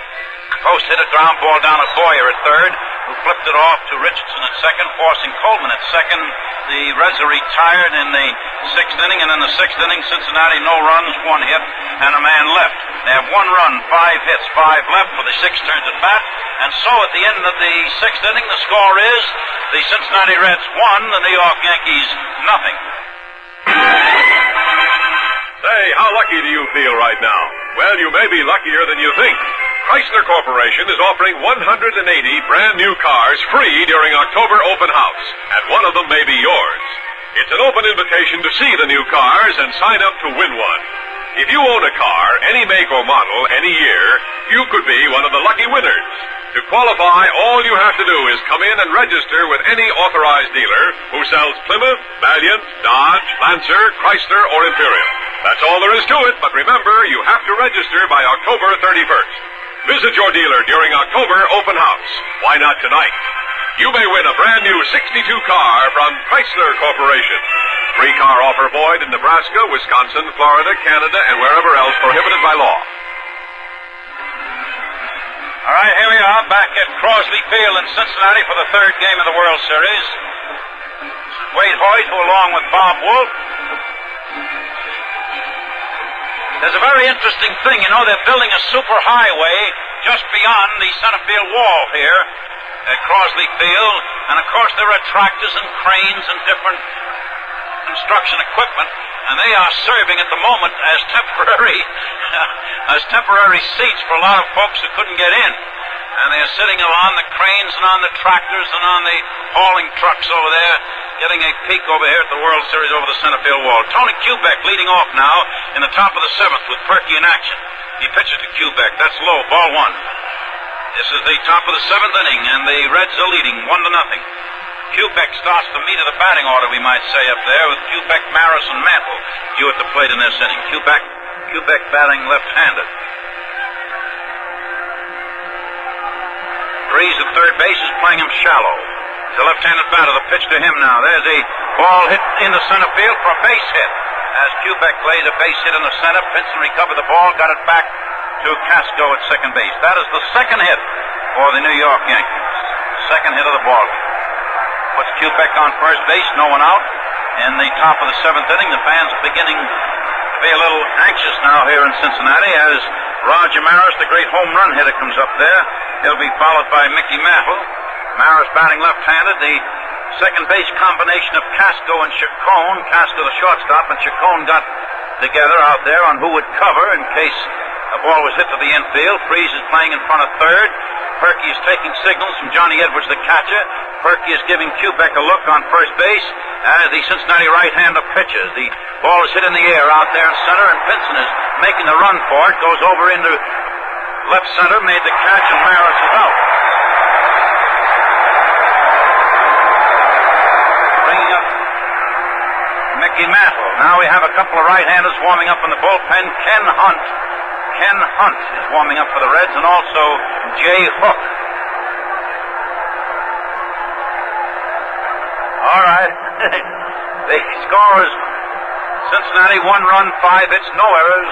The New York Yankees, no runs, 2 hits, and 1 error. Mantle batting left-handed. So Perky is just checking his runner on first base. Now he pitches. Mantle missed for strike one. Mantle took a hard cut at the knuckleball. No balls and 1 strike. Mickey went for the works.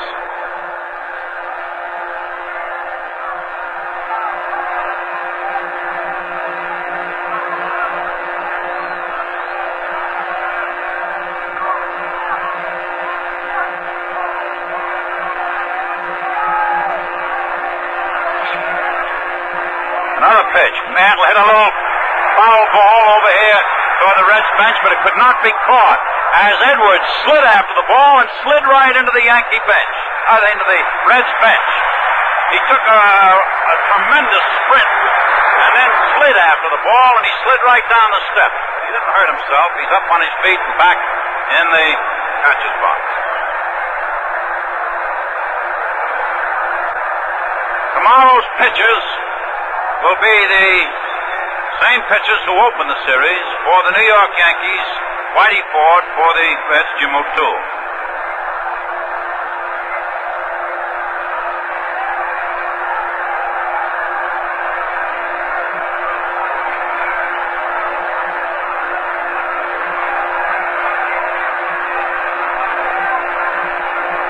As Perky hesitates now, he pitches to Mantle.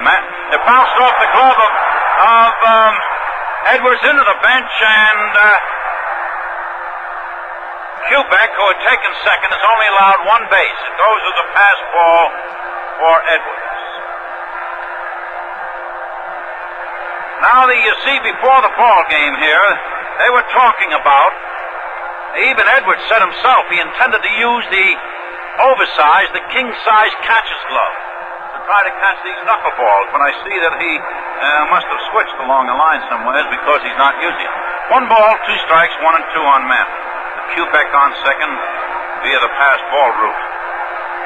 1 and 2 count on Mantle, batting left-handed, staying right in the center of the batter's box. As Perky hesitates, he pitches again. Mantle struck out.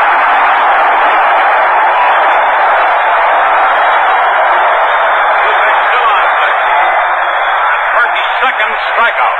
The score is 1-0. The Cincinnati Reds leading 1-0 with 2 out in the top of the 7th. Coleman is coming over from first base to have a little chat with pitcher Perky.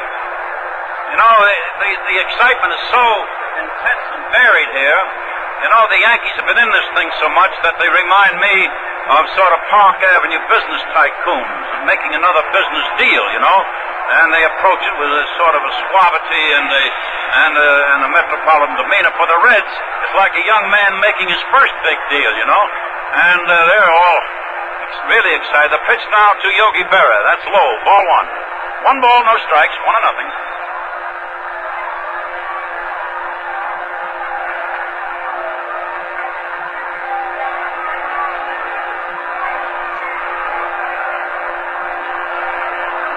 Ball, no strikes.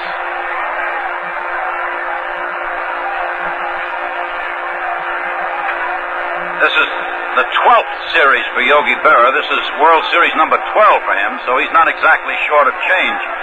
And neither is Grossetti, who has been in 20 of them. Third base coach Berra hit a little lobber out there in right field, and Robinson could not get it. The score is tied as Quebec has scored. There was almost a three-way collision between Chacon, Pinson, and Robinson. As a matter of fact, Robinson is down. It was a fly ball single in the right field, and went as a base hit. Chacon is down. Chacon was brushed by Robinson, knocked off his feet. Trainer Doc Rody of the Cincinnati Reds is jogging out to right field to see if Chacon is all right. But the score is tied as Berra seemingly hit the ball on the handle of the bat. He got a hold of it sufficiently so to drive it as a fly ball in the short right. Chacon went back and even managed to get his glove on the ball. He couldn't have held the ball whatsoever, but he made a nice try. Robinson could not get it either, and it fell in there for a base hit. Quebec scored all the way from second. And the score is tied now at 1-1. The Cincinnati Reds have 1 run and 5 hits. The Yankees 1 run and 3 hits. So the game is tied up. Berra himself is on first base. Well, Perky himself, because of that knuckleball, as I would believe that Hoyt, Wilhelm, and other knuckleball pitchers throughout baseball have experienced the same thing, of course, that they throw a knuckleball to the plate, and once in a while it bounces off the catcher's glove, and a man on base takes another base and then it results sooner or later in a run. That's happened to Perky quite a few times this season. Matter of fact, Perky struck out Willie Mays, and the ball got by the catcher, rolled all the way to the backstop, and Mays took 2 bases on it. So it is, everybody's back at their positions now, as everybody seems to be okay. Elston Howard, who doubled in the 5th inning, is up. He has 1 out of 2 for the afternoon so far. So Elston Howard batting right-handed. Perky is leaning forward, taking the signals from Johnny Edwards. Edwards has, Howard has that left side turned in. The pitch to Howard. That's a pitch outside. Ball 1. 1 ball, no strikes. There are 2 men out in the top of the 7th inning here at Crosley Field, the 3rd game of the World Series. The Cincinnati Reds have 1 run and 5 hits. The Yankees have 1 run and 3 hits. So it's a tie ball game. As Perky is checking his runner, Berra on first base. Now he pitches, and Howard took a strike. He started a swing, and he thought better of it. He took the pitch, and it's called a strike. 1 ball, 1 strike. And he protests mildly to umpire Frank Umont. I might say, from my observation, that the umpires have been doing a very excellent job here during this series. They've been really on the ball, and they've all looked good, calling balls and strikes, and really an excellent job. Umont, Donatelli, Runge, Conlon, Crawford, and Bob Stewart. So Perky fires again. That's a little off the plate outside. 2 balls and a strike, 2-1. All these Yankees are dangerous. Well, all batters are dangerous for that matter. You just simply cannot hold any batter cheaply in any league, in any team. 2 balls and a strike, 2-1. So Perky is hesitating. Now he's pitching. Howard hit a foul. That's up on the roof over there to the right. So it's 2 balls and 2 strikes, 2-2. 2 out. In the top of the 7th inning, the score is tied at 1-1.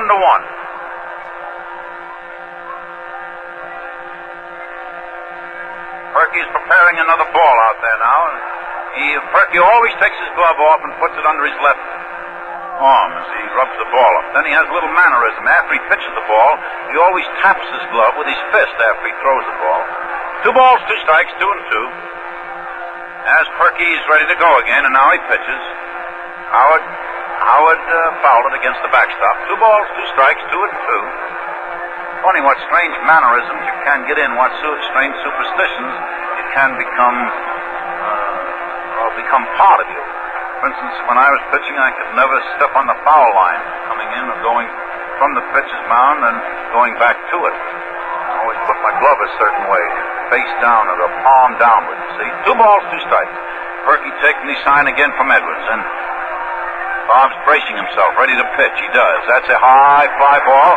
That's moving down there by the third base line in the foul territory. Freeze has it outside the line. You never know here whether they're going to pull back foul. And you must pause a moment. So in the seventh inning, the New York Yankees came back with 1 run, 2 hits, and a man left on. The Yankees have 1 run, 3 hits, and 2 men left on base. And so, at the end of 6 1/2 innings, the score is New York 1, the Cincinnati Reds 1. High performance in a popular price range. The new Chrysler 300, a full-size Chrysler, not a junior edition. There's nothing humdrum about this one. It's all live car. The big V8 engines range from the standard 305 to the high-performance 380 horsepower. Acceleration is up for safety in passing, yet gas consumption is down. High performance in a car that looks like high performance. It's clean and crisp with a simplicity that makes sense.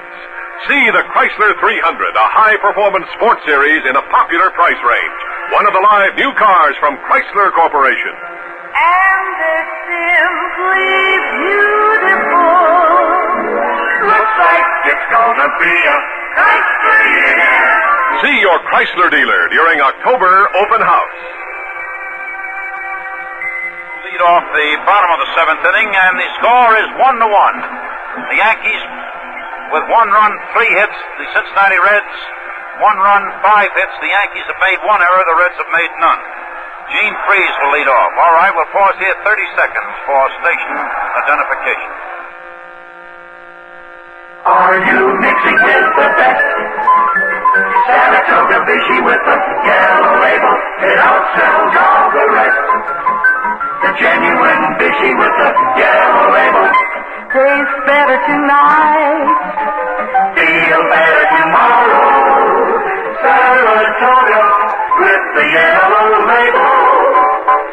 It's a hit in any man's league. That's Saratoga Vichy. Look for the yellow label that marks the champion. Saratoga Vichy. This is WGY, WGFM, Schenectady. Well, the Reds have pitched beautiful baseball. So it's a real pitching big league duel. The pitch now to Freeze. Freeze hit a fly ball in left field. Yogi Berra is moving over under it, going to his left. He has it, and there's 1 away for the Reds in the 7th. This will bring up Johnny Edwards, who's been up twice with no hits. The score is 1-1. 1 out in the bottom of the 7th inning here at Crosley Field. Before the game, there was a moment of silence in respect for Mr. Powell Crosley, Jr., the former owner of the Cincinnati Reds, who died last March. Arroyo and Bud Daly. Louis Arroyo and Bud Daly warming up in the Yankee bullpen. The pitch now to Edwards. Edwards drove the ball in right field, and that's the base hit. Edwards is going to try for 2. The throw is coming in, and he slid in there safely with a 2-base hit. Harris made a nice throw. His throw was nice. Back to second base, but Edwards beat it.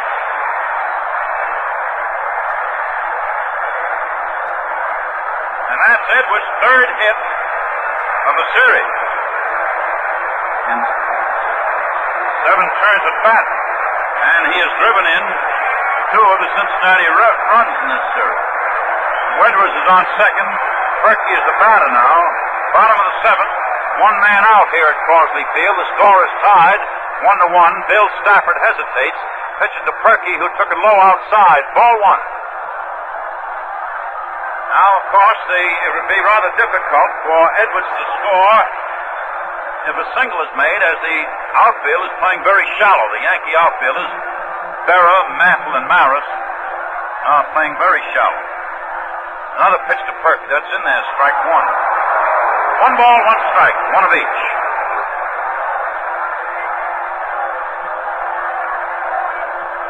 So Stafford, the right-hander, bending over, hands on his knees again, taking the signals. Now he fires. Perky took the curveball a little off the plate, according to Umont, and it's ball 2 and strike 1.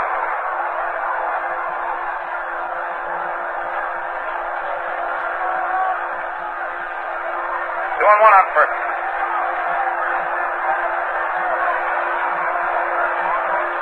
Stafford delivers again. Perky grounded a foul against the box seats alongside of third. 2 balls and 2 strikes. Stafford, the right-hander pitching for the Yankees, is 6 feet 1 inch tall. Perky, pitching for the Reds, is 6'2". He's the batter at the moment. Don Blasingame is throwing down on the bullpen, which leads us to suspect that perhaps he may put in a pinch hitter for Chacon, or that either Chacon may have been injured a bit when he bumped into Robinson and Wright. But the pitch now to Perky, he took a cut and he missed for strike 3. Now let's see, Chacon is the next batter. He's out on the batting circle, and Jerry Lynch, who made a name for himself in the National League this year as a pinch hitter, is going to the plate, going to bat for Chacon. Jerry Lynch, his batting average during the season, 317.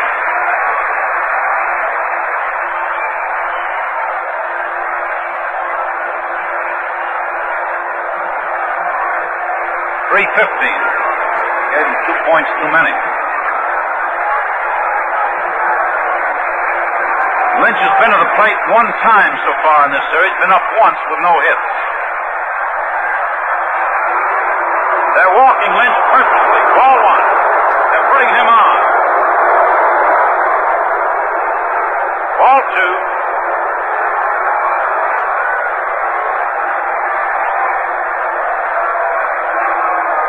Ball 3.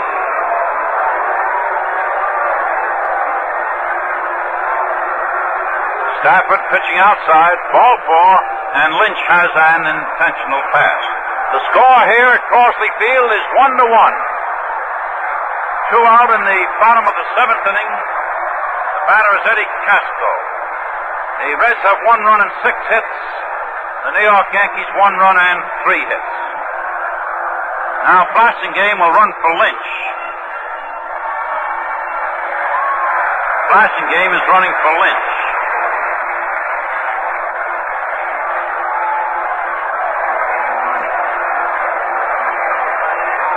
The batter Eddie Casco with 1 hit in 3 turns.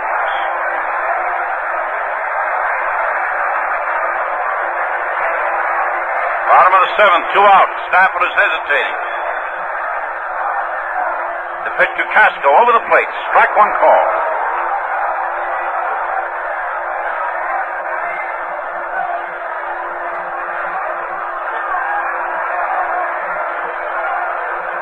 Stafford is hesitating again, checking his runners, hands on his knees. Now he's ready. Here it comes. There's a base hit in the left, and this may be trouble. Ferry is throwing into the home plate. The Reds are leading 2-1.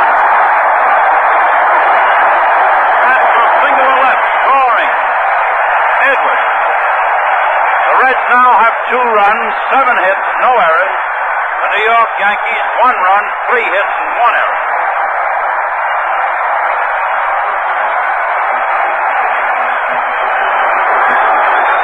Now there is Ralph Hoyt, the Yankee manager, walking to the mound. Also Elston Howard, who is going out there to receive instructions from Hoyt.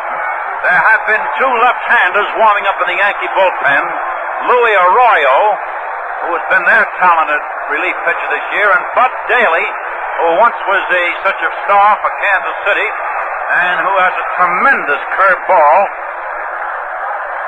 And Daly is being brought in, I believe. Daly will be the relieving pitcher in this situation. That was the 2nd hit for Casco in today's ball game. Edwards scored from 2nd, and Blasingame stopped at 2nd.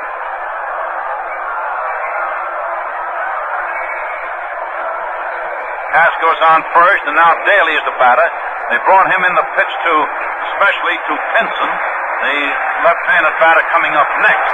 So this is Bud Daly. Now, I would say that Bill Stafford pitched fine ball. He certainly has nothing, naturally any pitcher will feel a little bad if he leaves the game behind when his team is losing, but nevertheless he shouldn't feel ashamed of anything. He pitched real nice baseball for the New York Yankees.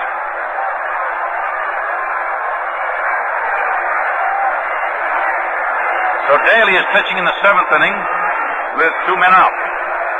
This is Daly's first appearance in this series.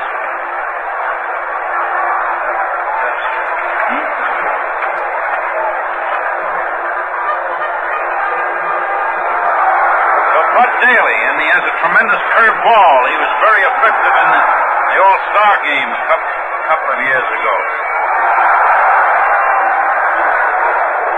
Right now, there are 2 out in the 7th inning here at Crosley Field in Cincinnati. The Cincinnati Reds have just scored a run. The Cincinnati Reds have 2 runs, 7 hits, no errors. The New York Yankees, 1 run, 3 hits, and 1 error.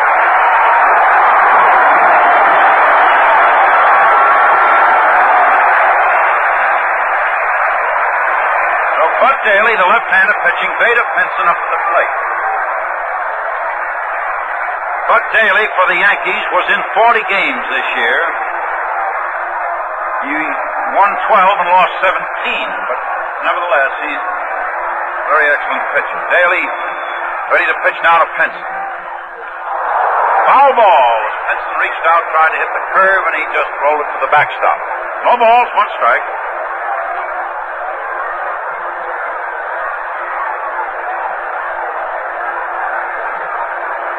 So Daly's up in front of down the front slope of the mound. He was looking in toward the plate there.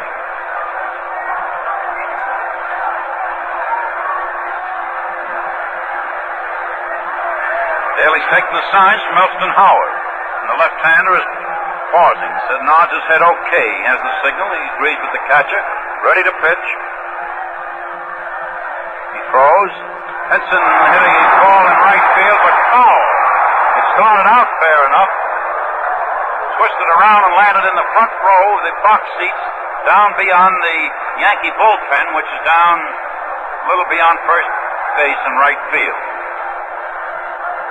Of course, the Yankees sit on the right side of the field to the right of home plate, the Reds on the left side. The Reds bullpen is down in left field.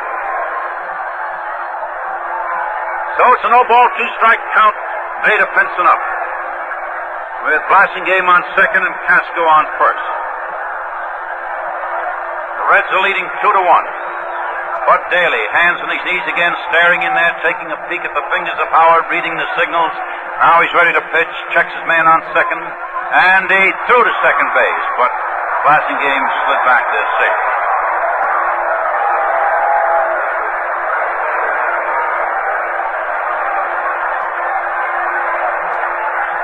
As they pitch now to Pinson, he hit a fly ball in right field. Roger Maris went over after it, toward the foul line, made the catch, and Pinson is out. So the Reds scored a run to put them back in the lead in the 7th inning. 1 run, 2 hits, 2 men left on. The Reds have 2 runs, 7 hits, 7 men left on base. And so at the end of the 7th inning, the score is the Cincinnati Reds 2, the New York Yankees 1. You know, the only thing more exciting than the World Series is your first look at the new cars. And this year, Chrysler Corporation makes it more exciting than ever. 180 brand new cars are offered free during October open house. One of them could be yours.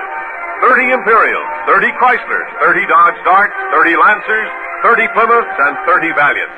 If you own a car, any make or model, any year, all you have to do to qualify is stop in and register with any authorized Plymouth, Valiant, Dodge, Lancer, Chrysler, or Imperial dealer. But this is important. You must register during October open house, and that ends October 31st. Why not see your dealer tonight? Free car offer void in Nebraska, Wisconsin, Florida, Canada, and wherever else prohibited by law.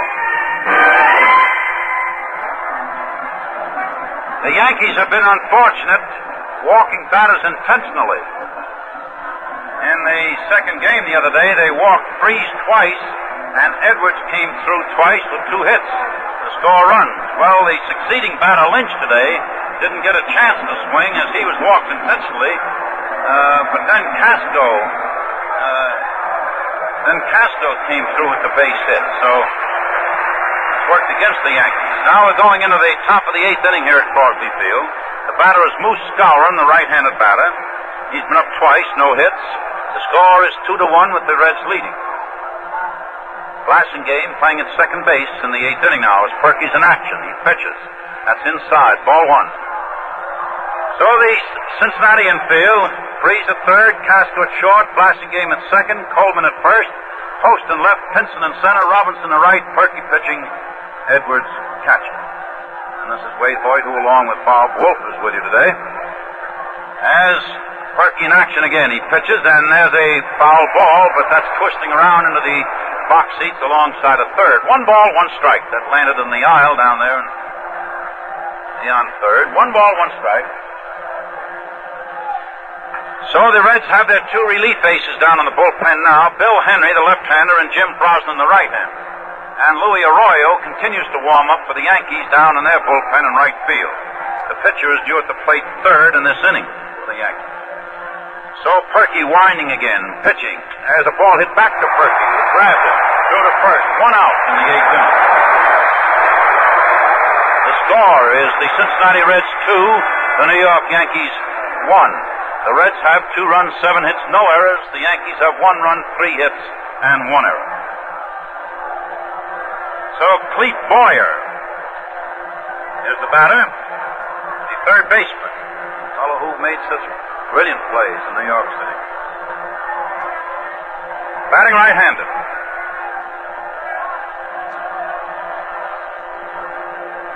As Perky is winding now, he pitches. That's taken for a strike. No balls, 1 strike.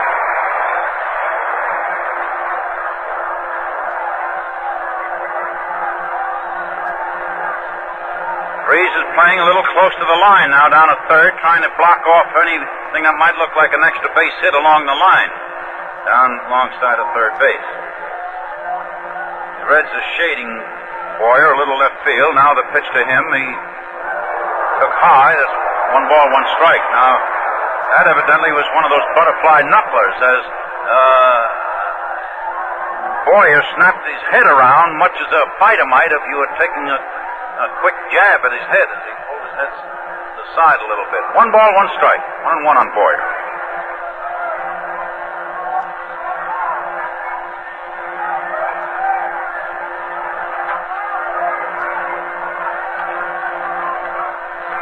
One out in the 8th inning.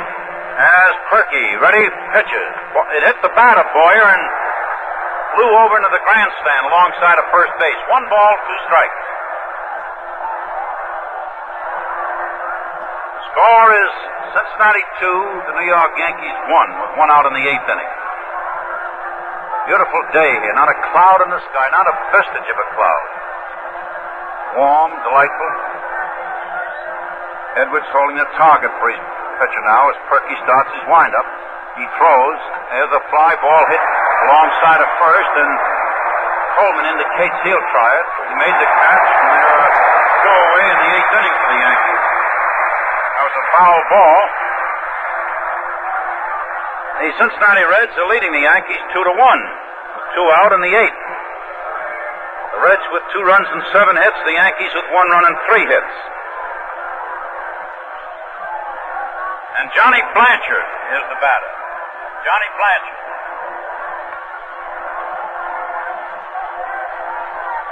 Blanchard in this season batted .305. He has no average in the series so far. Played right field in the second game. Batting left-handed.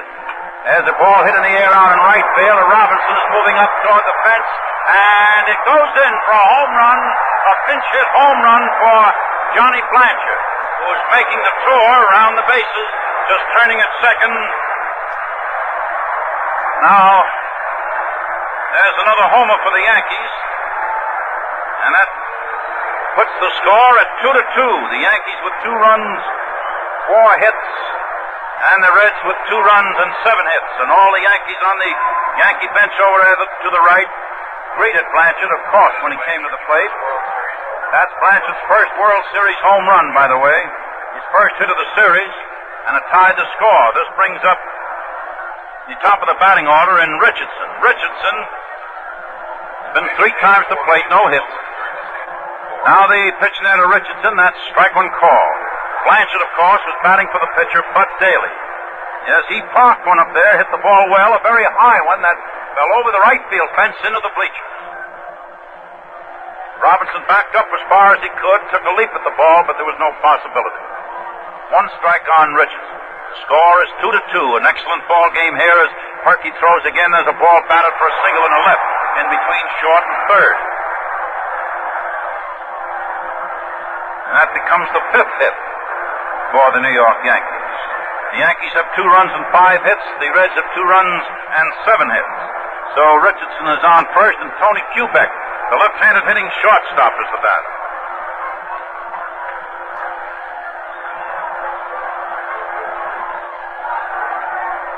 The home run by Blanchard was the 4th in this series by the Yankees.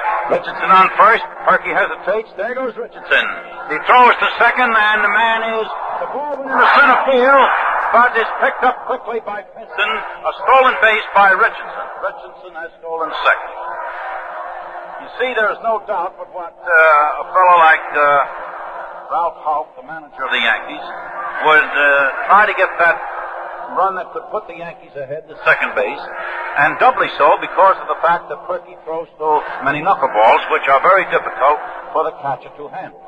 And there's some doubt and element as to whether... now, there's a little hassle at the home plate. They're not bitter, but at any rate, they are questioning the umpire as I guess they're trying... I don't know what they're trying to say. It may be that Kubek... Yeah, they're questioning whether it was a ball or a strike now, I guess. That was as they think that perhaps Kubek tried to bunt the ball. He started a bunt and evidently retracted his bat, and the umpire decided it was a ball. And there was a slight protest now on the part of Perky. They claimed that he bunted the ball. But Richardson stole second. And Richardson himself is on second. There are 2 away in the top of the 8th inning. The score is 2-2. And Kubek is the batter. He's had 1 hit. He had a single in the 7th, and he eventually scored on a single by Ferrer. Kubek batting left-handed.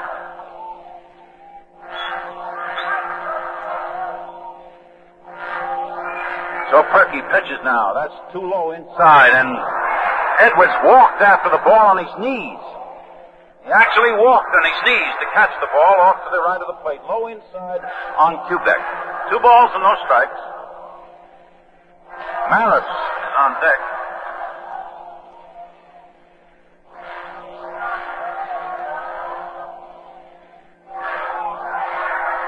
Score 2-2. 2-2 ball game here now. 2 out in the 8th at Crosley Field. 3rd game of the World Series. So Perky pauses. Now he pitches. There's a ball hit in the air out in right center.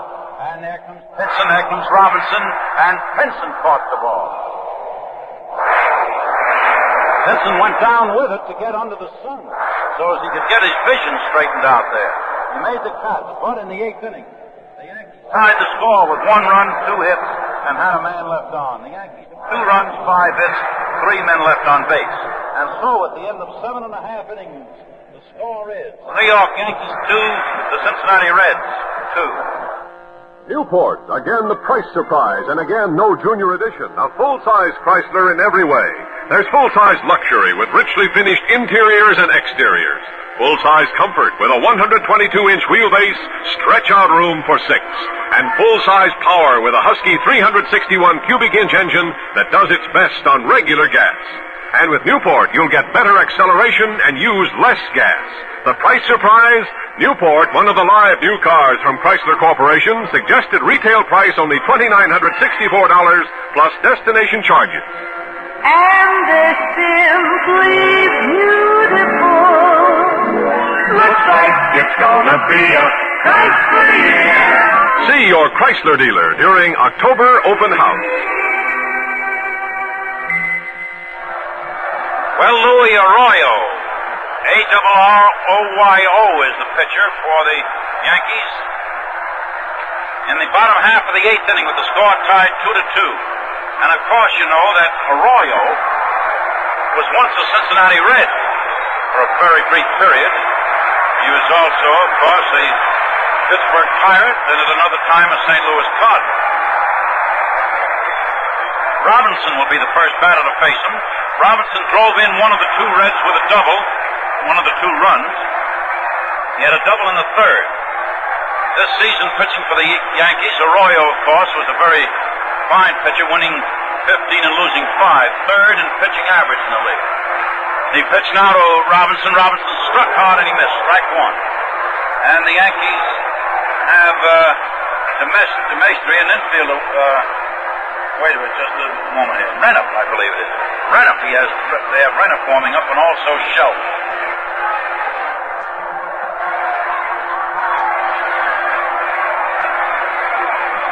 All right, Arroyo working again now. Pitches. Robinson grounded a foul. Now it's Coates down in the bullpen. Jim Coates. No ball, 2-strike count on Robinson. Score is 2-2. Bottom of the 8th in the most exciting game here at Crosley Field.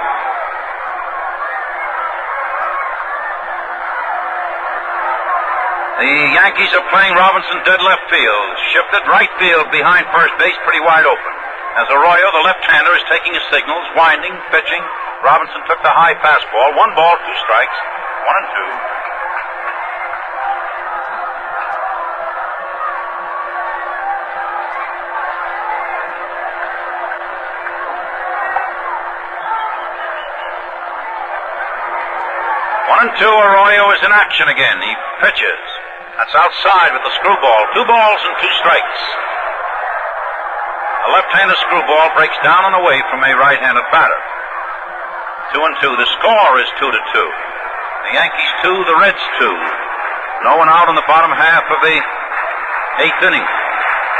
Berra has moved up at the base of the terrace in left field. Mickey Mantle, the center fielder, in left center at the base of the terrace. As Arroyo is standing there, chunky little fellow standing there, left-hander, ready to go now.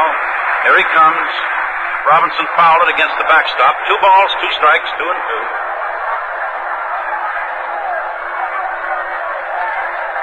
Tomorrow's pitchers will be Whitey Ford for the Yankees and Jim O'Toole for the Reds.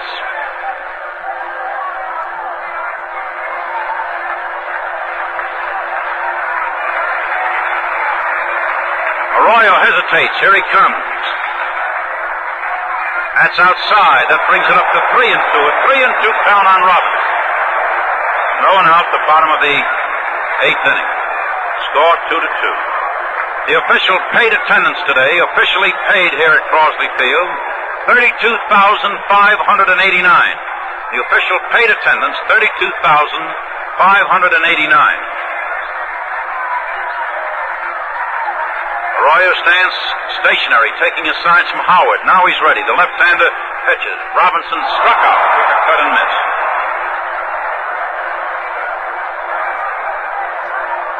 6 Cincinnati Reds have struck out today as Stafford struck out 5 of them. And Arroyo so far, the first man he faced. Gordy Coleman up there now. Coleman has had 2 hits today, 2 singles. The score is 2-2. There's a pitcher's box conference there between Elston Howard and the pitcher Arroyo.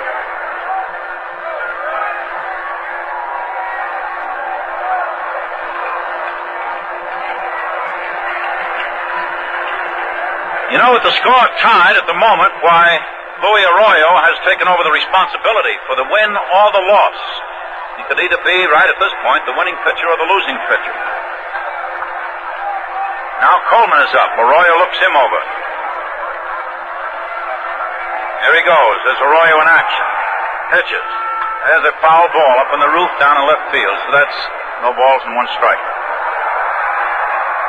1 away in the bottom of the 8th inning here in this 3rd World Series game. The score is tied at 2-2. Cincinnati 2 runs and 7 hits. The Yankees 2 runs and 5 hits. The Yankees have made 1 error so far. The Reds have made none. So Arroyo in action. Pitches. That's outside, and that's 1 ball, 1 strike. 1 of each.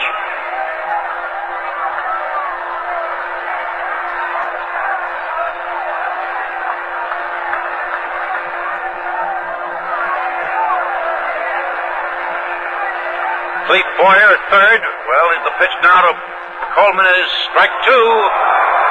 1 ball, 2 strikes. The fastball in there. Boyer, the third baseman, is playing off the bag over towards shortstop somewhat. Kubek, the shortstop, has moved over towards second. Richardson, the second baseman, is playing a normal second. Skowron, normally in position at first, but he's playing deep. Berra, the left fielder, is playing in left center. Mantle is shifted over to right center, a trifle. Maris is playing a normal right.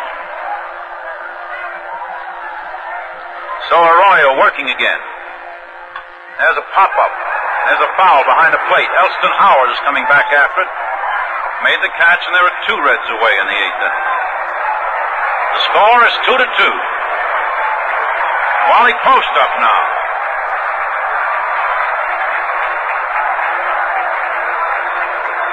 Post batting right-handed started the game with a World Series batting average of .429. He had 3 hits and 7 turns. Today as yet, Post has not had a hit. There have been 7 Cincinnati hits distributed, 1 to Chacon, 2 to Casco, a double by Robinson, 2 singles by Coleman, and a double by Johnny Edwards, the catcher. As the pitch now to Post. Post grounded a foul off to the right of the plate, strike 1. The Yankee hitters so far, Richardson, a single. Kubek, a single. Maris, Mantle, well, no hits as yet. Berra had a single. Howard a double. And, of course, the all-important blow is that home run by Johnny Blanchard with 2 out in the 8th inning, which tied the score at 2-2, and it still remains at 2-2. Arroyo pitching again. Post missed the breaking ball. No balls, 2 strikes. That was either a curve or a screwball. Difficult to see from here. We call it a breaking ball when we're just not positive of what it is. 0-2. So Arroyo once again taking the sign from Howard. The infield deep to the left now. Very deep in the infield and playing Post as a direct left field batter. So Arroyo pitching. That's outside. 1 ball, 2 strikes. 1-2.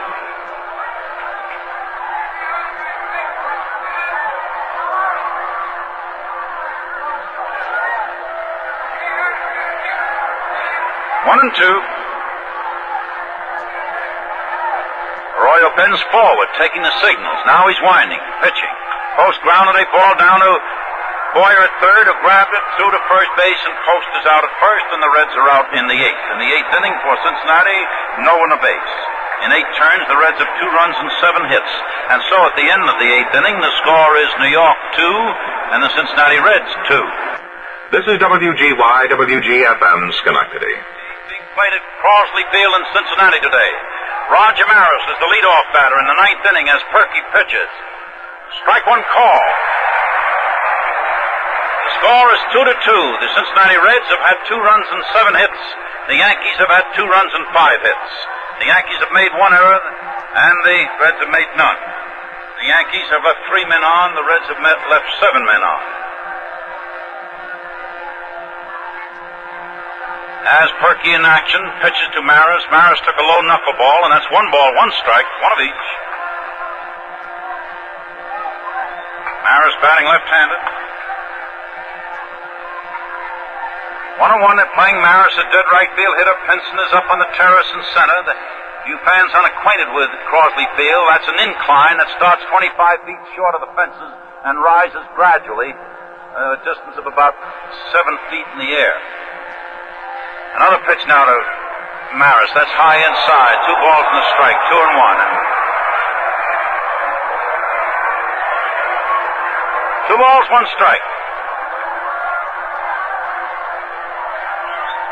Frankie Crosetti is coaching at third base. Wally Moses at first base. Wally Moses was a Cincinnati batting coach in 1960.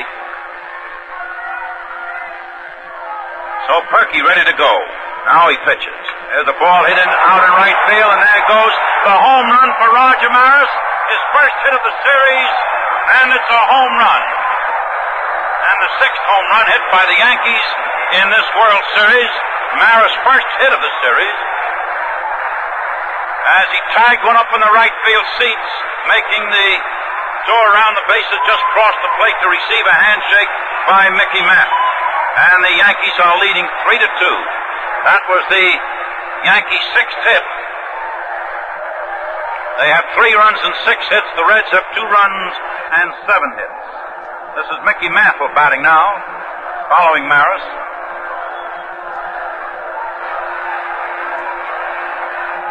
As Perky pitching to Mantle, pitches the ball high outside. That was Maris' third World Series home run, by the way. Home run number 3 for Maris in his total World Series. His first hit and first homer in this series. 1 ball, no strikes. Perky winding, pitching. He got it in there. That's strike 1 call. 1-1.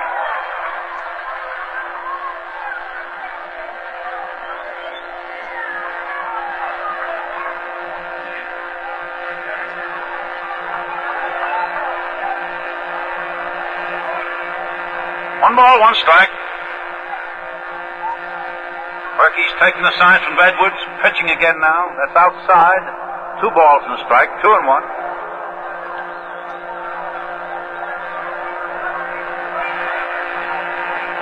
For Mickey Mantle, the Cincinnati Reds play way around toward right field.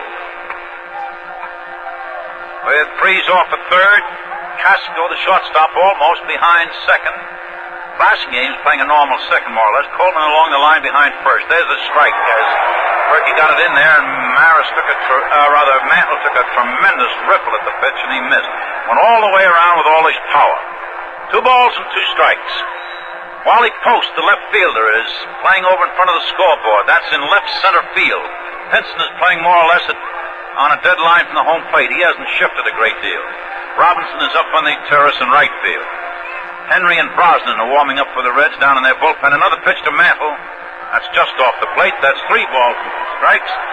3-2. There is no one out in the top of the 9th inning here. The Yankees are leading the Reds 3-2 by virtues of 2 home runs in the 8th and 9th innings. Blanchard's home run tied the score in the 8th.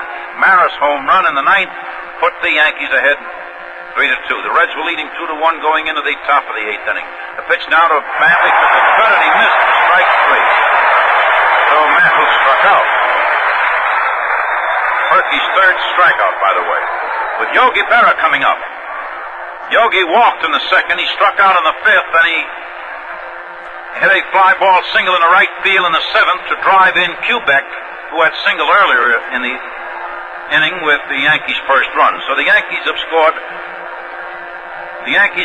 1 run in each of the 7th, 8th, and 9th innings. And the Yankees are leading in this game for the first time. Yogi Berra batting left-handed as Perky bending over, way over, arms dangling almost to the ground, ready to pitch now. He does. He throws to Berra. That's called a ball outside. Ball 1.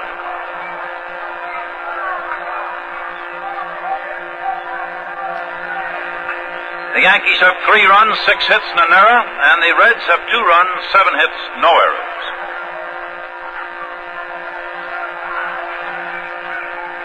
As Perky working again, throwing. That's inside. That's 2 balls, no strikes, 2-0 on Berra. Time is called as the ball got loose from the Reds bullpen and rolled out on the playing field in left field. 2 balls, no strikes. The Yankees leading 3-2. 1 out in the top of the 9th inning here at Crosley Field.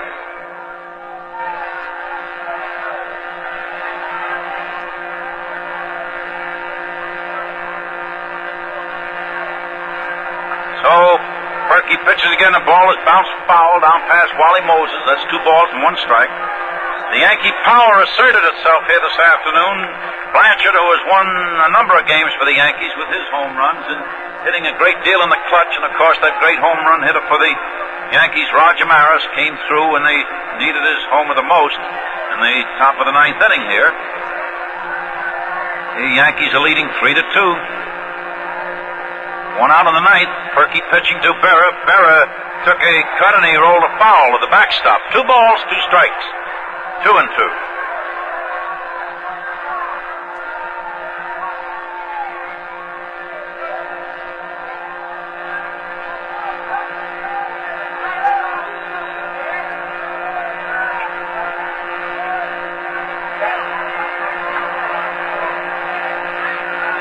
Perky shook the catcher off by waving his glove, by wiggling his glove. That means that's a shake-off sign. Now the pitch made to Berra. Berra took it outside. That was just off the plate for ball 3. 3 balls and 2 strikes. This Berra, he has good eyes at the plate. Tomorrow's pitchers, of course, are Whitey Ford for the Yankees and Jim O'Toole for the Reds. 3 balls, 2 strikes. As Perky in action again. He delivers. There's a ball hit in the ground to Coleman, who flipped it off to Perky, who tagged first base, and Berra is out, the first baseman to the pitcher. The score is 3-2. The Yankees are leading with 2 out in the top of the 9th inning. The Yankees with 3 runs, 6 hits, and an error. The Reds with 2 runs, 7 hits, and no errors. The batter now is Elston Howard. He doubled off the center field fence back in the 5th inning. Well, the Reds infield will go back for him. They're playing him very deep. All the way back now, especially with 2 away. He's a right-handed batter, Elston Howard. That left foot is up close to the plate. The right one dropped back. As Perky throws now outside. 1 ball, 1-0 on Howard.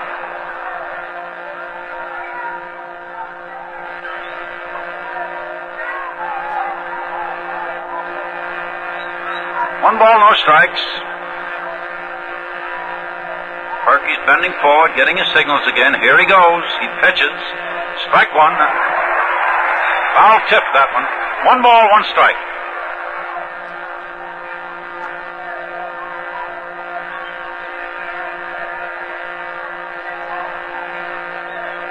One and one.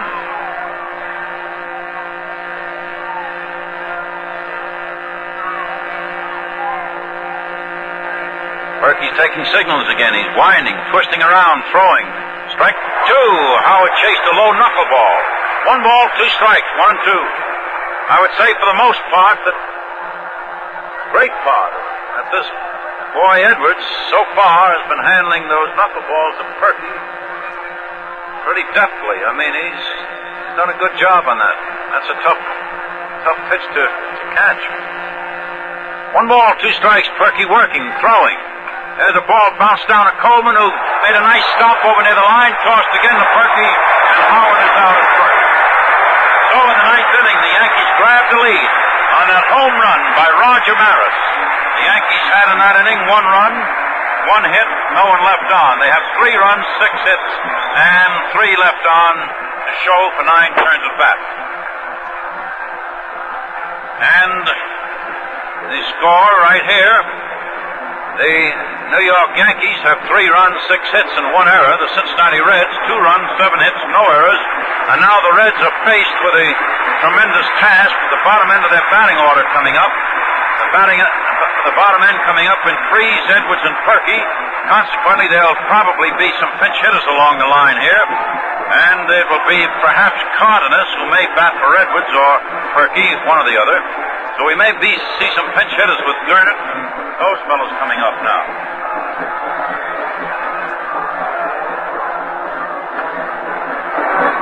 The paid attendance here today, 32,589. 32,589. So Louis Arroyo, the Yankee expert relief pitcher, the left-hander, is taking a few warm-up throws. The Yankee bullpen is a couple of right-handers warming up. Jim Brosnan has been warming up in the Reds bullpen.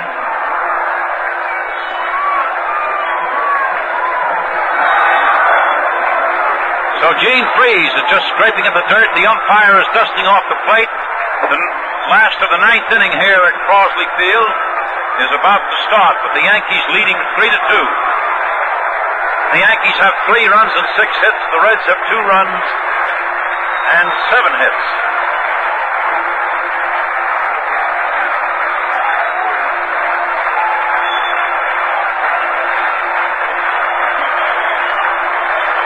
All right, here we go. The Yankee outfield playing very deep. Boyer, the third baseman, along the line somewhat. The pitch now to Freese. Freese fouled the ball. He hit a sort of a half-line drive into the box seats down the left field. No balls and 1 strike. Of course, you know that Freese is going for the long. When he broke his bat on that one, that was a split bat foul. And the Cincinnati volunteer bugler down there behind first base playing charge. Freeze up. Arroyo taking the signs again from Elston Howard. Arroyo working. Pitching. That's inside. That's ball one and strike one on Freeze. 1-1. Freeze has had not a hit today. He walked in the second. He flied out to left in the fourth. He flied out to left again in the seventh. The left fielder is Berra. We flied out to Yogi a couple of times. Arroyo pitching. Freeze hit a fly ball out in left field, but there's another foul ball, and that's into the grandstand again, and there's another broken bat. So with two swings, Freeze has broken two bats. 1 ball, 2 strikes. The Yankees have 3 runs and 6 hits. The Cincinnati Reds, 2 runs and 7 hits. The Reds were leading until the 8th inning when a home run by Blanchard tied the score, and then a home run by Roger Maris leading off the 9th inning put the Yankees out in front 3-2. So Arroyo is checking with his catcher again. Mantle up on the terrace and is in left center. Arroyo pitching.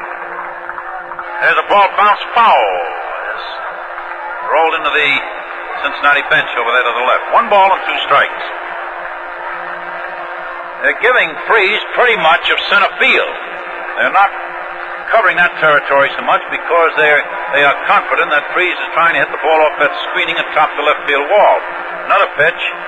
Strike 3 as he threw the fastball and Freeze took a cut and struck out. That's Arroyo's second strikeout. And 7 Cincinnati Reds have struck out today. The starting pitcher, Bill Stafford, struck out 5 Cincinnati Reds. Arroyo has fanned 2. Now the batter will be Leo Cardenas. Cardenas is the batter.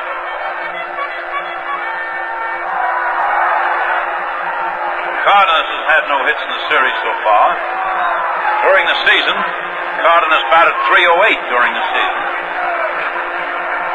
And in this series, he's been up once as a pinch hitter. The pitch to him now is low, ball 1. The New York Yankees, with 1 out in the bottom of the 9th, have 3 runs, 6 hits, and an error. The Cincinnati Reds have 2 runs, 7 hits, no errors. As Arroyo pitches, there's a ball driven out in deep left center, and it hit the scoreboard, and Cardenas has a 2-base hit. That ball curved around. It started for the flagpole, and had it not curved, it would have been over the center field fence. But the ball started a curve. It was aimed dead at the flagpole in left center at the 383-foot mark, and had it not curved, it would have gone over. But there's a 2-base hit for Cardenas as a pinch hitter, and it puts the tying run for the Reds on second base. The New York Yankees are leading 3-2 with 1 out in the bottom of the 9th inning. And Dick Gurnett is at the plate. He's been up once in this series, and it was on Gurnett that Boyer made that very brilliant stop. Gus Bell is on deck.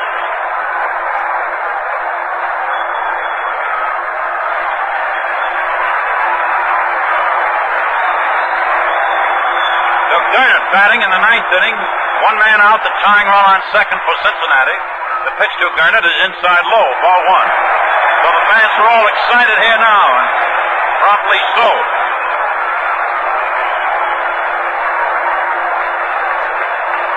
Cardenas on second base. The Yankee outfield playing Gurnett as a dead left field hitter. The infield deep to the left. Another pitch to Gurnett. Gurnett took it outside low. 2 balls and no strikes.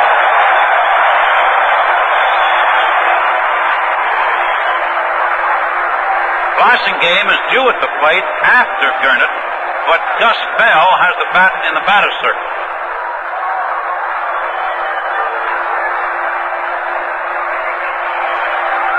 This is 1 out in the bottom of the 9th inning. The pitch down to Gurnett. Gurnett grounded a foul down to Otero, coaching at third base. With 1 out in the bottom of the 9th inning, the New York Yankees have 3 runs, 6 hits, and an error. The Cincinnati Reds, 2 runs, 8 hits, and no errors.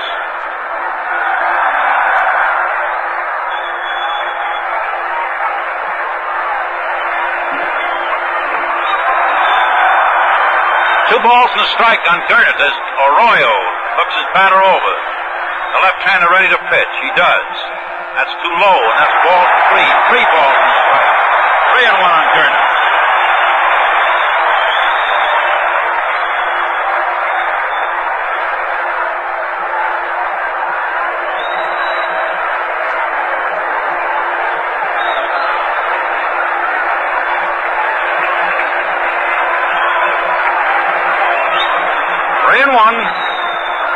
Arroyo studying his batter now. 3-1 count on the batter. The pitch to the plate. The ball bounced over the head of the pitcher, out toward back of second. The throw to first. Gurney is out at first base, just out. And Cardenas did not dare to come over to third. He remained at second as Kubek went over back of second, made a fine play, and got Gurney to first base. 2 away now for Cincinnati, and Gus Bell is the man right now who stands between the Cincinnati Reds and a possible loss. The Yankees have 3 runs and 6 hits. The Reds have 2 runs and 8 hits. Gus Bell is the batter, batting for Blasingame. Chacon is still at second.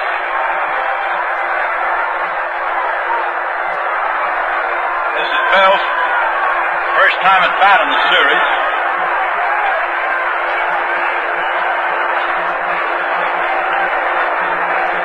During the season, Gus Bell batted .255 with 3 home runs and 33 runs batted in.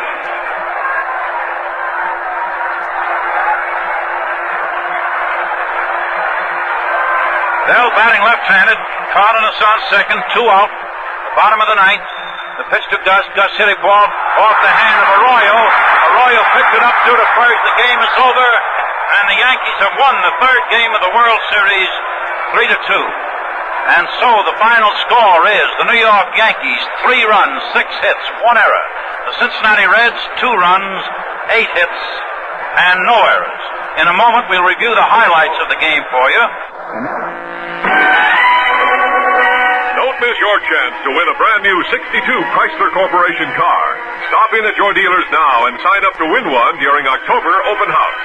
Plymouth, Valiant, Dodge Dart, Lancers, Chryslers, Imperial. 180 brand new cars are offered free, and one of them may be yours. If you own a car, any make or model, any year, all you have to do to qualify is come in, see the complete rules, and register with any authorized dealer who sells Plymouth, Valiant, Dodge, Lancer, Chrysler, or Imperial. That's all there is to it, and you may win one of 180 beautiful 1962 Chrysler Corporation cars. But be sure to register at your dealers by October 31st. You can't win unless you do. Free car offer void in Nebraska, Wisconsin, Florida, Canada, and wherever else prohibited by law. Looks like it's gonna be a Chrysler year.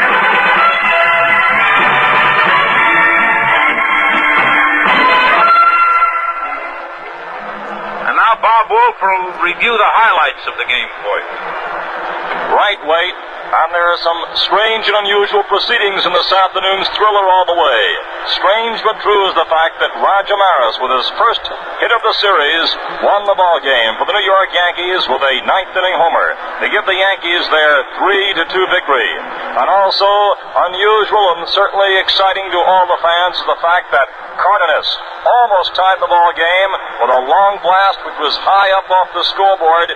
It started out as it was going over that 18-foot wall, but it curved and hit up, let's say about 48 feet or 50 feet up against that 55-foot scoreboard and toppled down into play, and Cardenas ended up with a 2-base hit. That was close, but not quite close enough, as the Yankees once again used their home run strength first to tie the ball game with a Blanchard pinch hit home run, and then Maris, who had gone 0 for 10 in the series, and in the 7th that hit the ball to the infield for the first time, showed that he was now drawing a bead on those right field seats by coming up in the 9th and putting one up into the sun deck for the home run which won the ball game 3-2. It made a winning pitcher out of Louis Arroyo in relief, and it was a heartbreaking loss for Bob Perky. Arroyo had been preceded by Stafford, who started, and Daly, who came on in the 7th, Arroyo in the 8th, and Perky was the loser. Another well-pitched ball game by both sides, and perhaps one might note that the New York Yankees now have a total of 7 runs in the series, and with a total of 7 lead 2 games to 1. So they've had maximum use out of their runs. And all of their runs so far in the series, except one this afternoon, the result of home runs. Here's how the scoring went today. In the ball game, the first run went to Cincinnati. That came in the bottom half of the 3rd inning. It came with Elio Chacon, who's been one of the standouts, coming up with a bunt single. The throw by Stafford was wild past first base, and Chacon moved on to second. He moved over to third on Pinson's groundout and scored on Robinson's blast, which was up against the base of the wall in deep left field, driving in the first run for Cincinnati this afternoon. So the Reds led 1-0 at the end of the 3rd, but the Yankees came back to tie it in the top of the 7th. Kubek led off the inning with a single move to second on a pass ball, and then Ferris sent a ball into short, right field. Chacon went racing back. Robinson came in. Chacon just barely did get his glove on it. Robinson was coming in. Chacon tumbled to the ground as Kubek came over to score on the base hit to make it a 1-1 ball game. In the bottom half of the 7th, Eddie Casco put the Reds back in front by a score of 2-1. And incidentally, 3 times now the Yankees have given up intentional walks. 3 times it's backfired. Twice in New York Thursday when Gene Freese was walked to get to Johnny Edwards. Today when left-hander pinch hitter Jerry Lynch was walked to get to right-hander Casco. He came through with a hit to give the Reds their temporary lead. But then Blanchard came up in the 8th inning as a pinch hitter, and on the first pitch got a pinch hit home run to tie the ball game at 2-2. And then Maris, leading off the 9th, got his home run, and that proved to be the winning run by a score of 3-2 in the ball game. So that's the story, and tomorrow will be Whitey Ford against Jim O'Toole as the excitement continues then.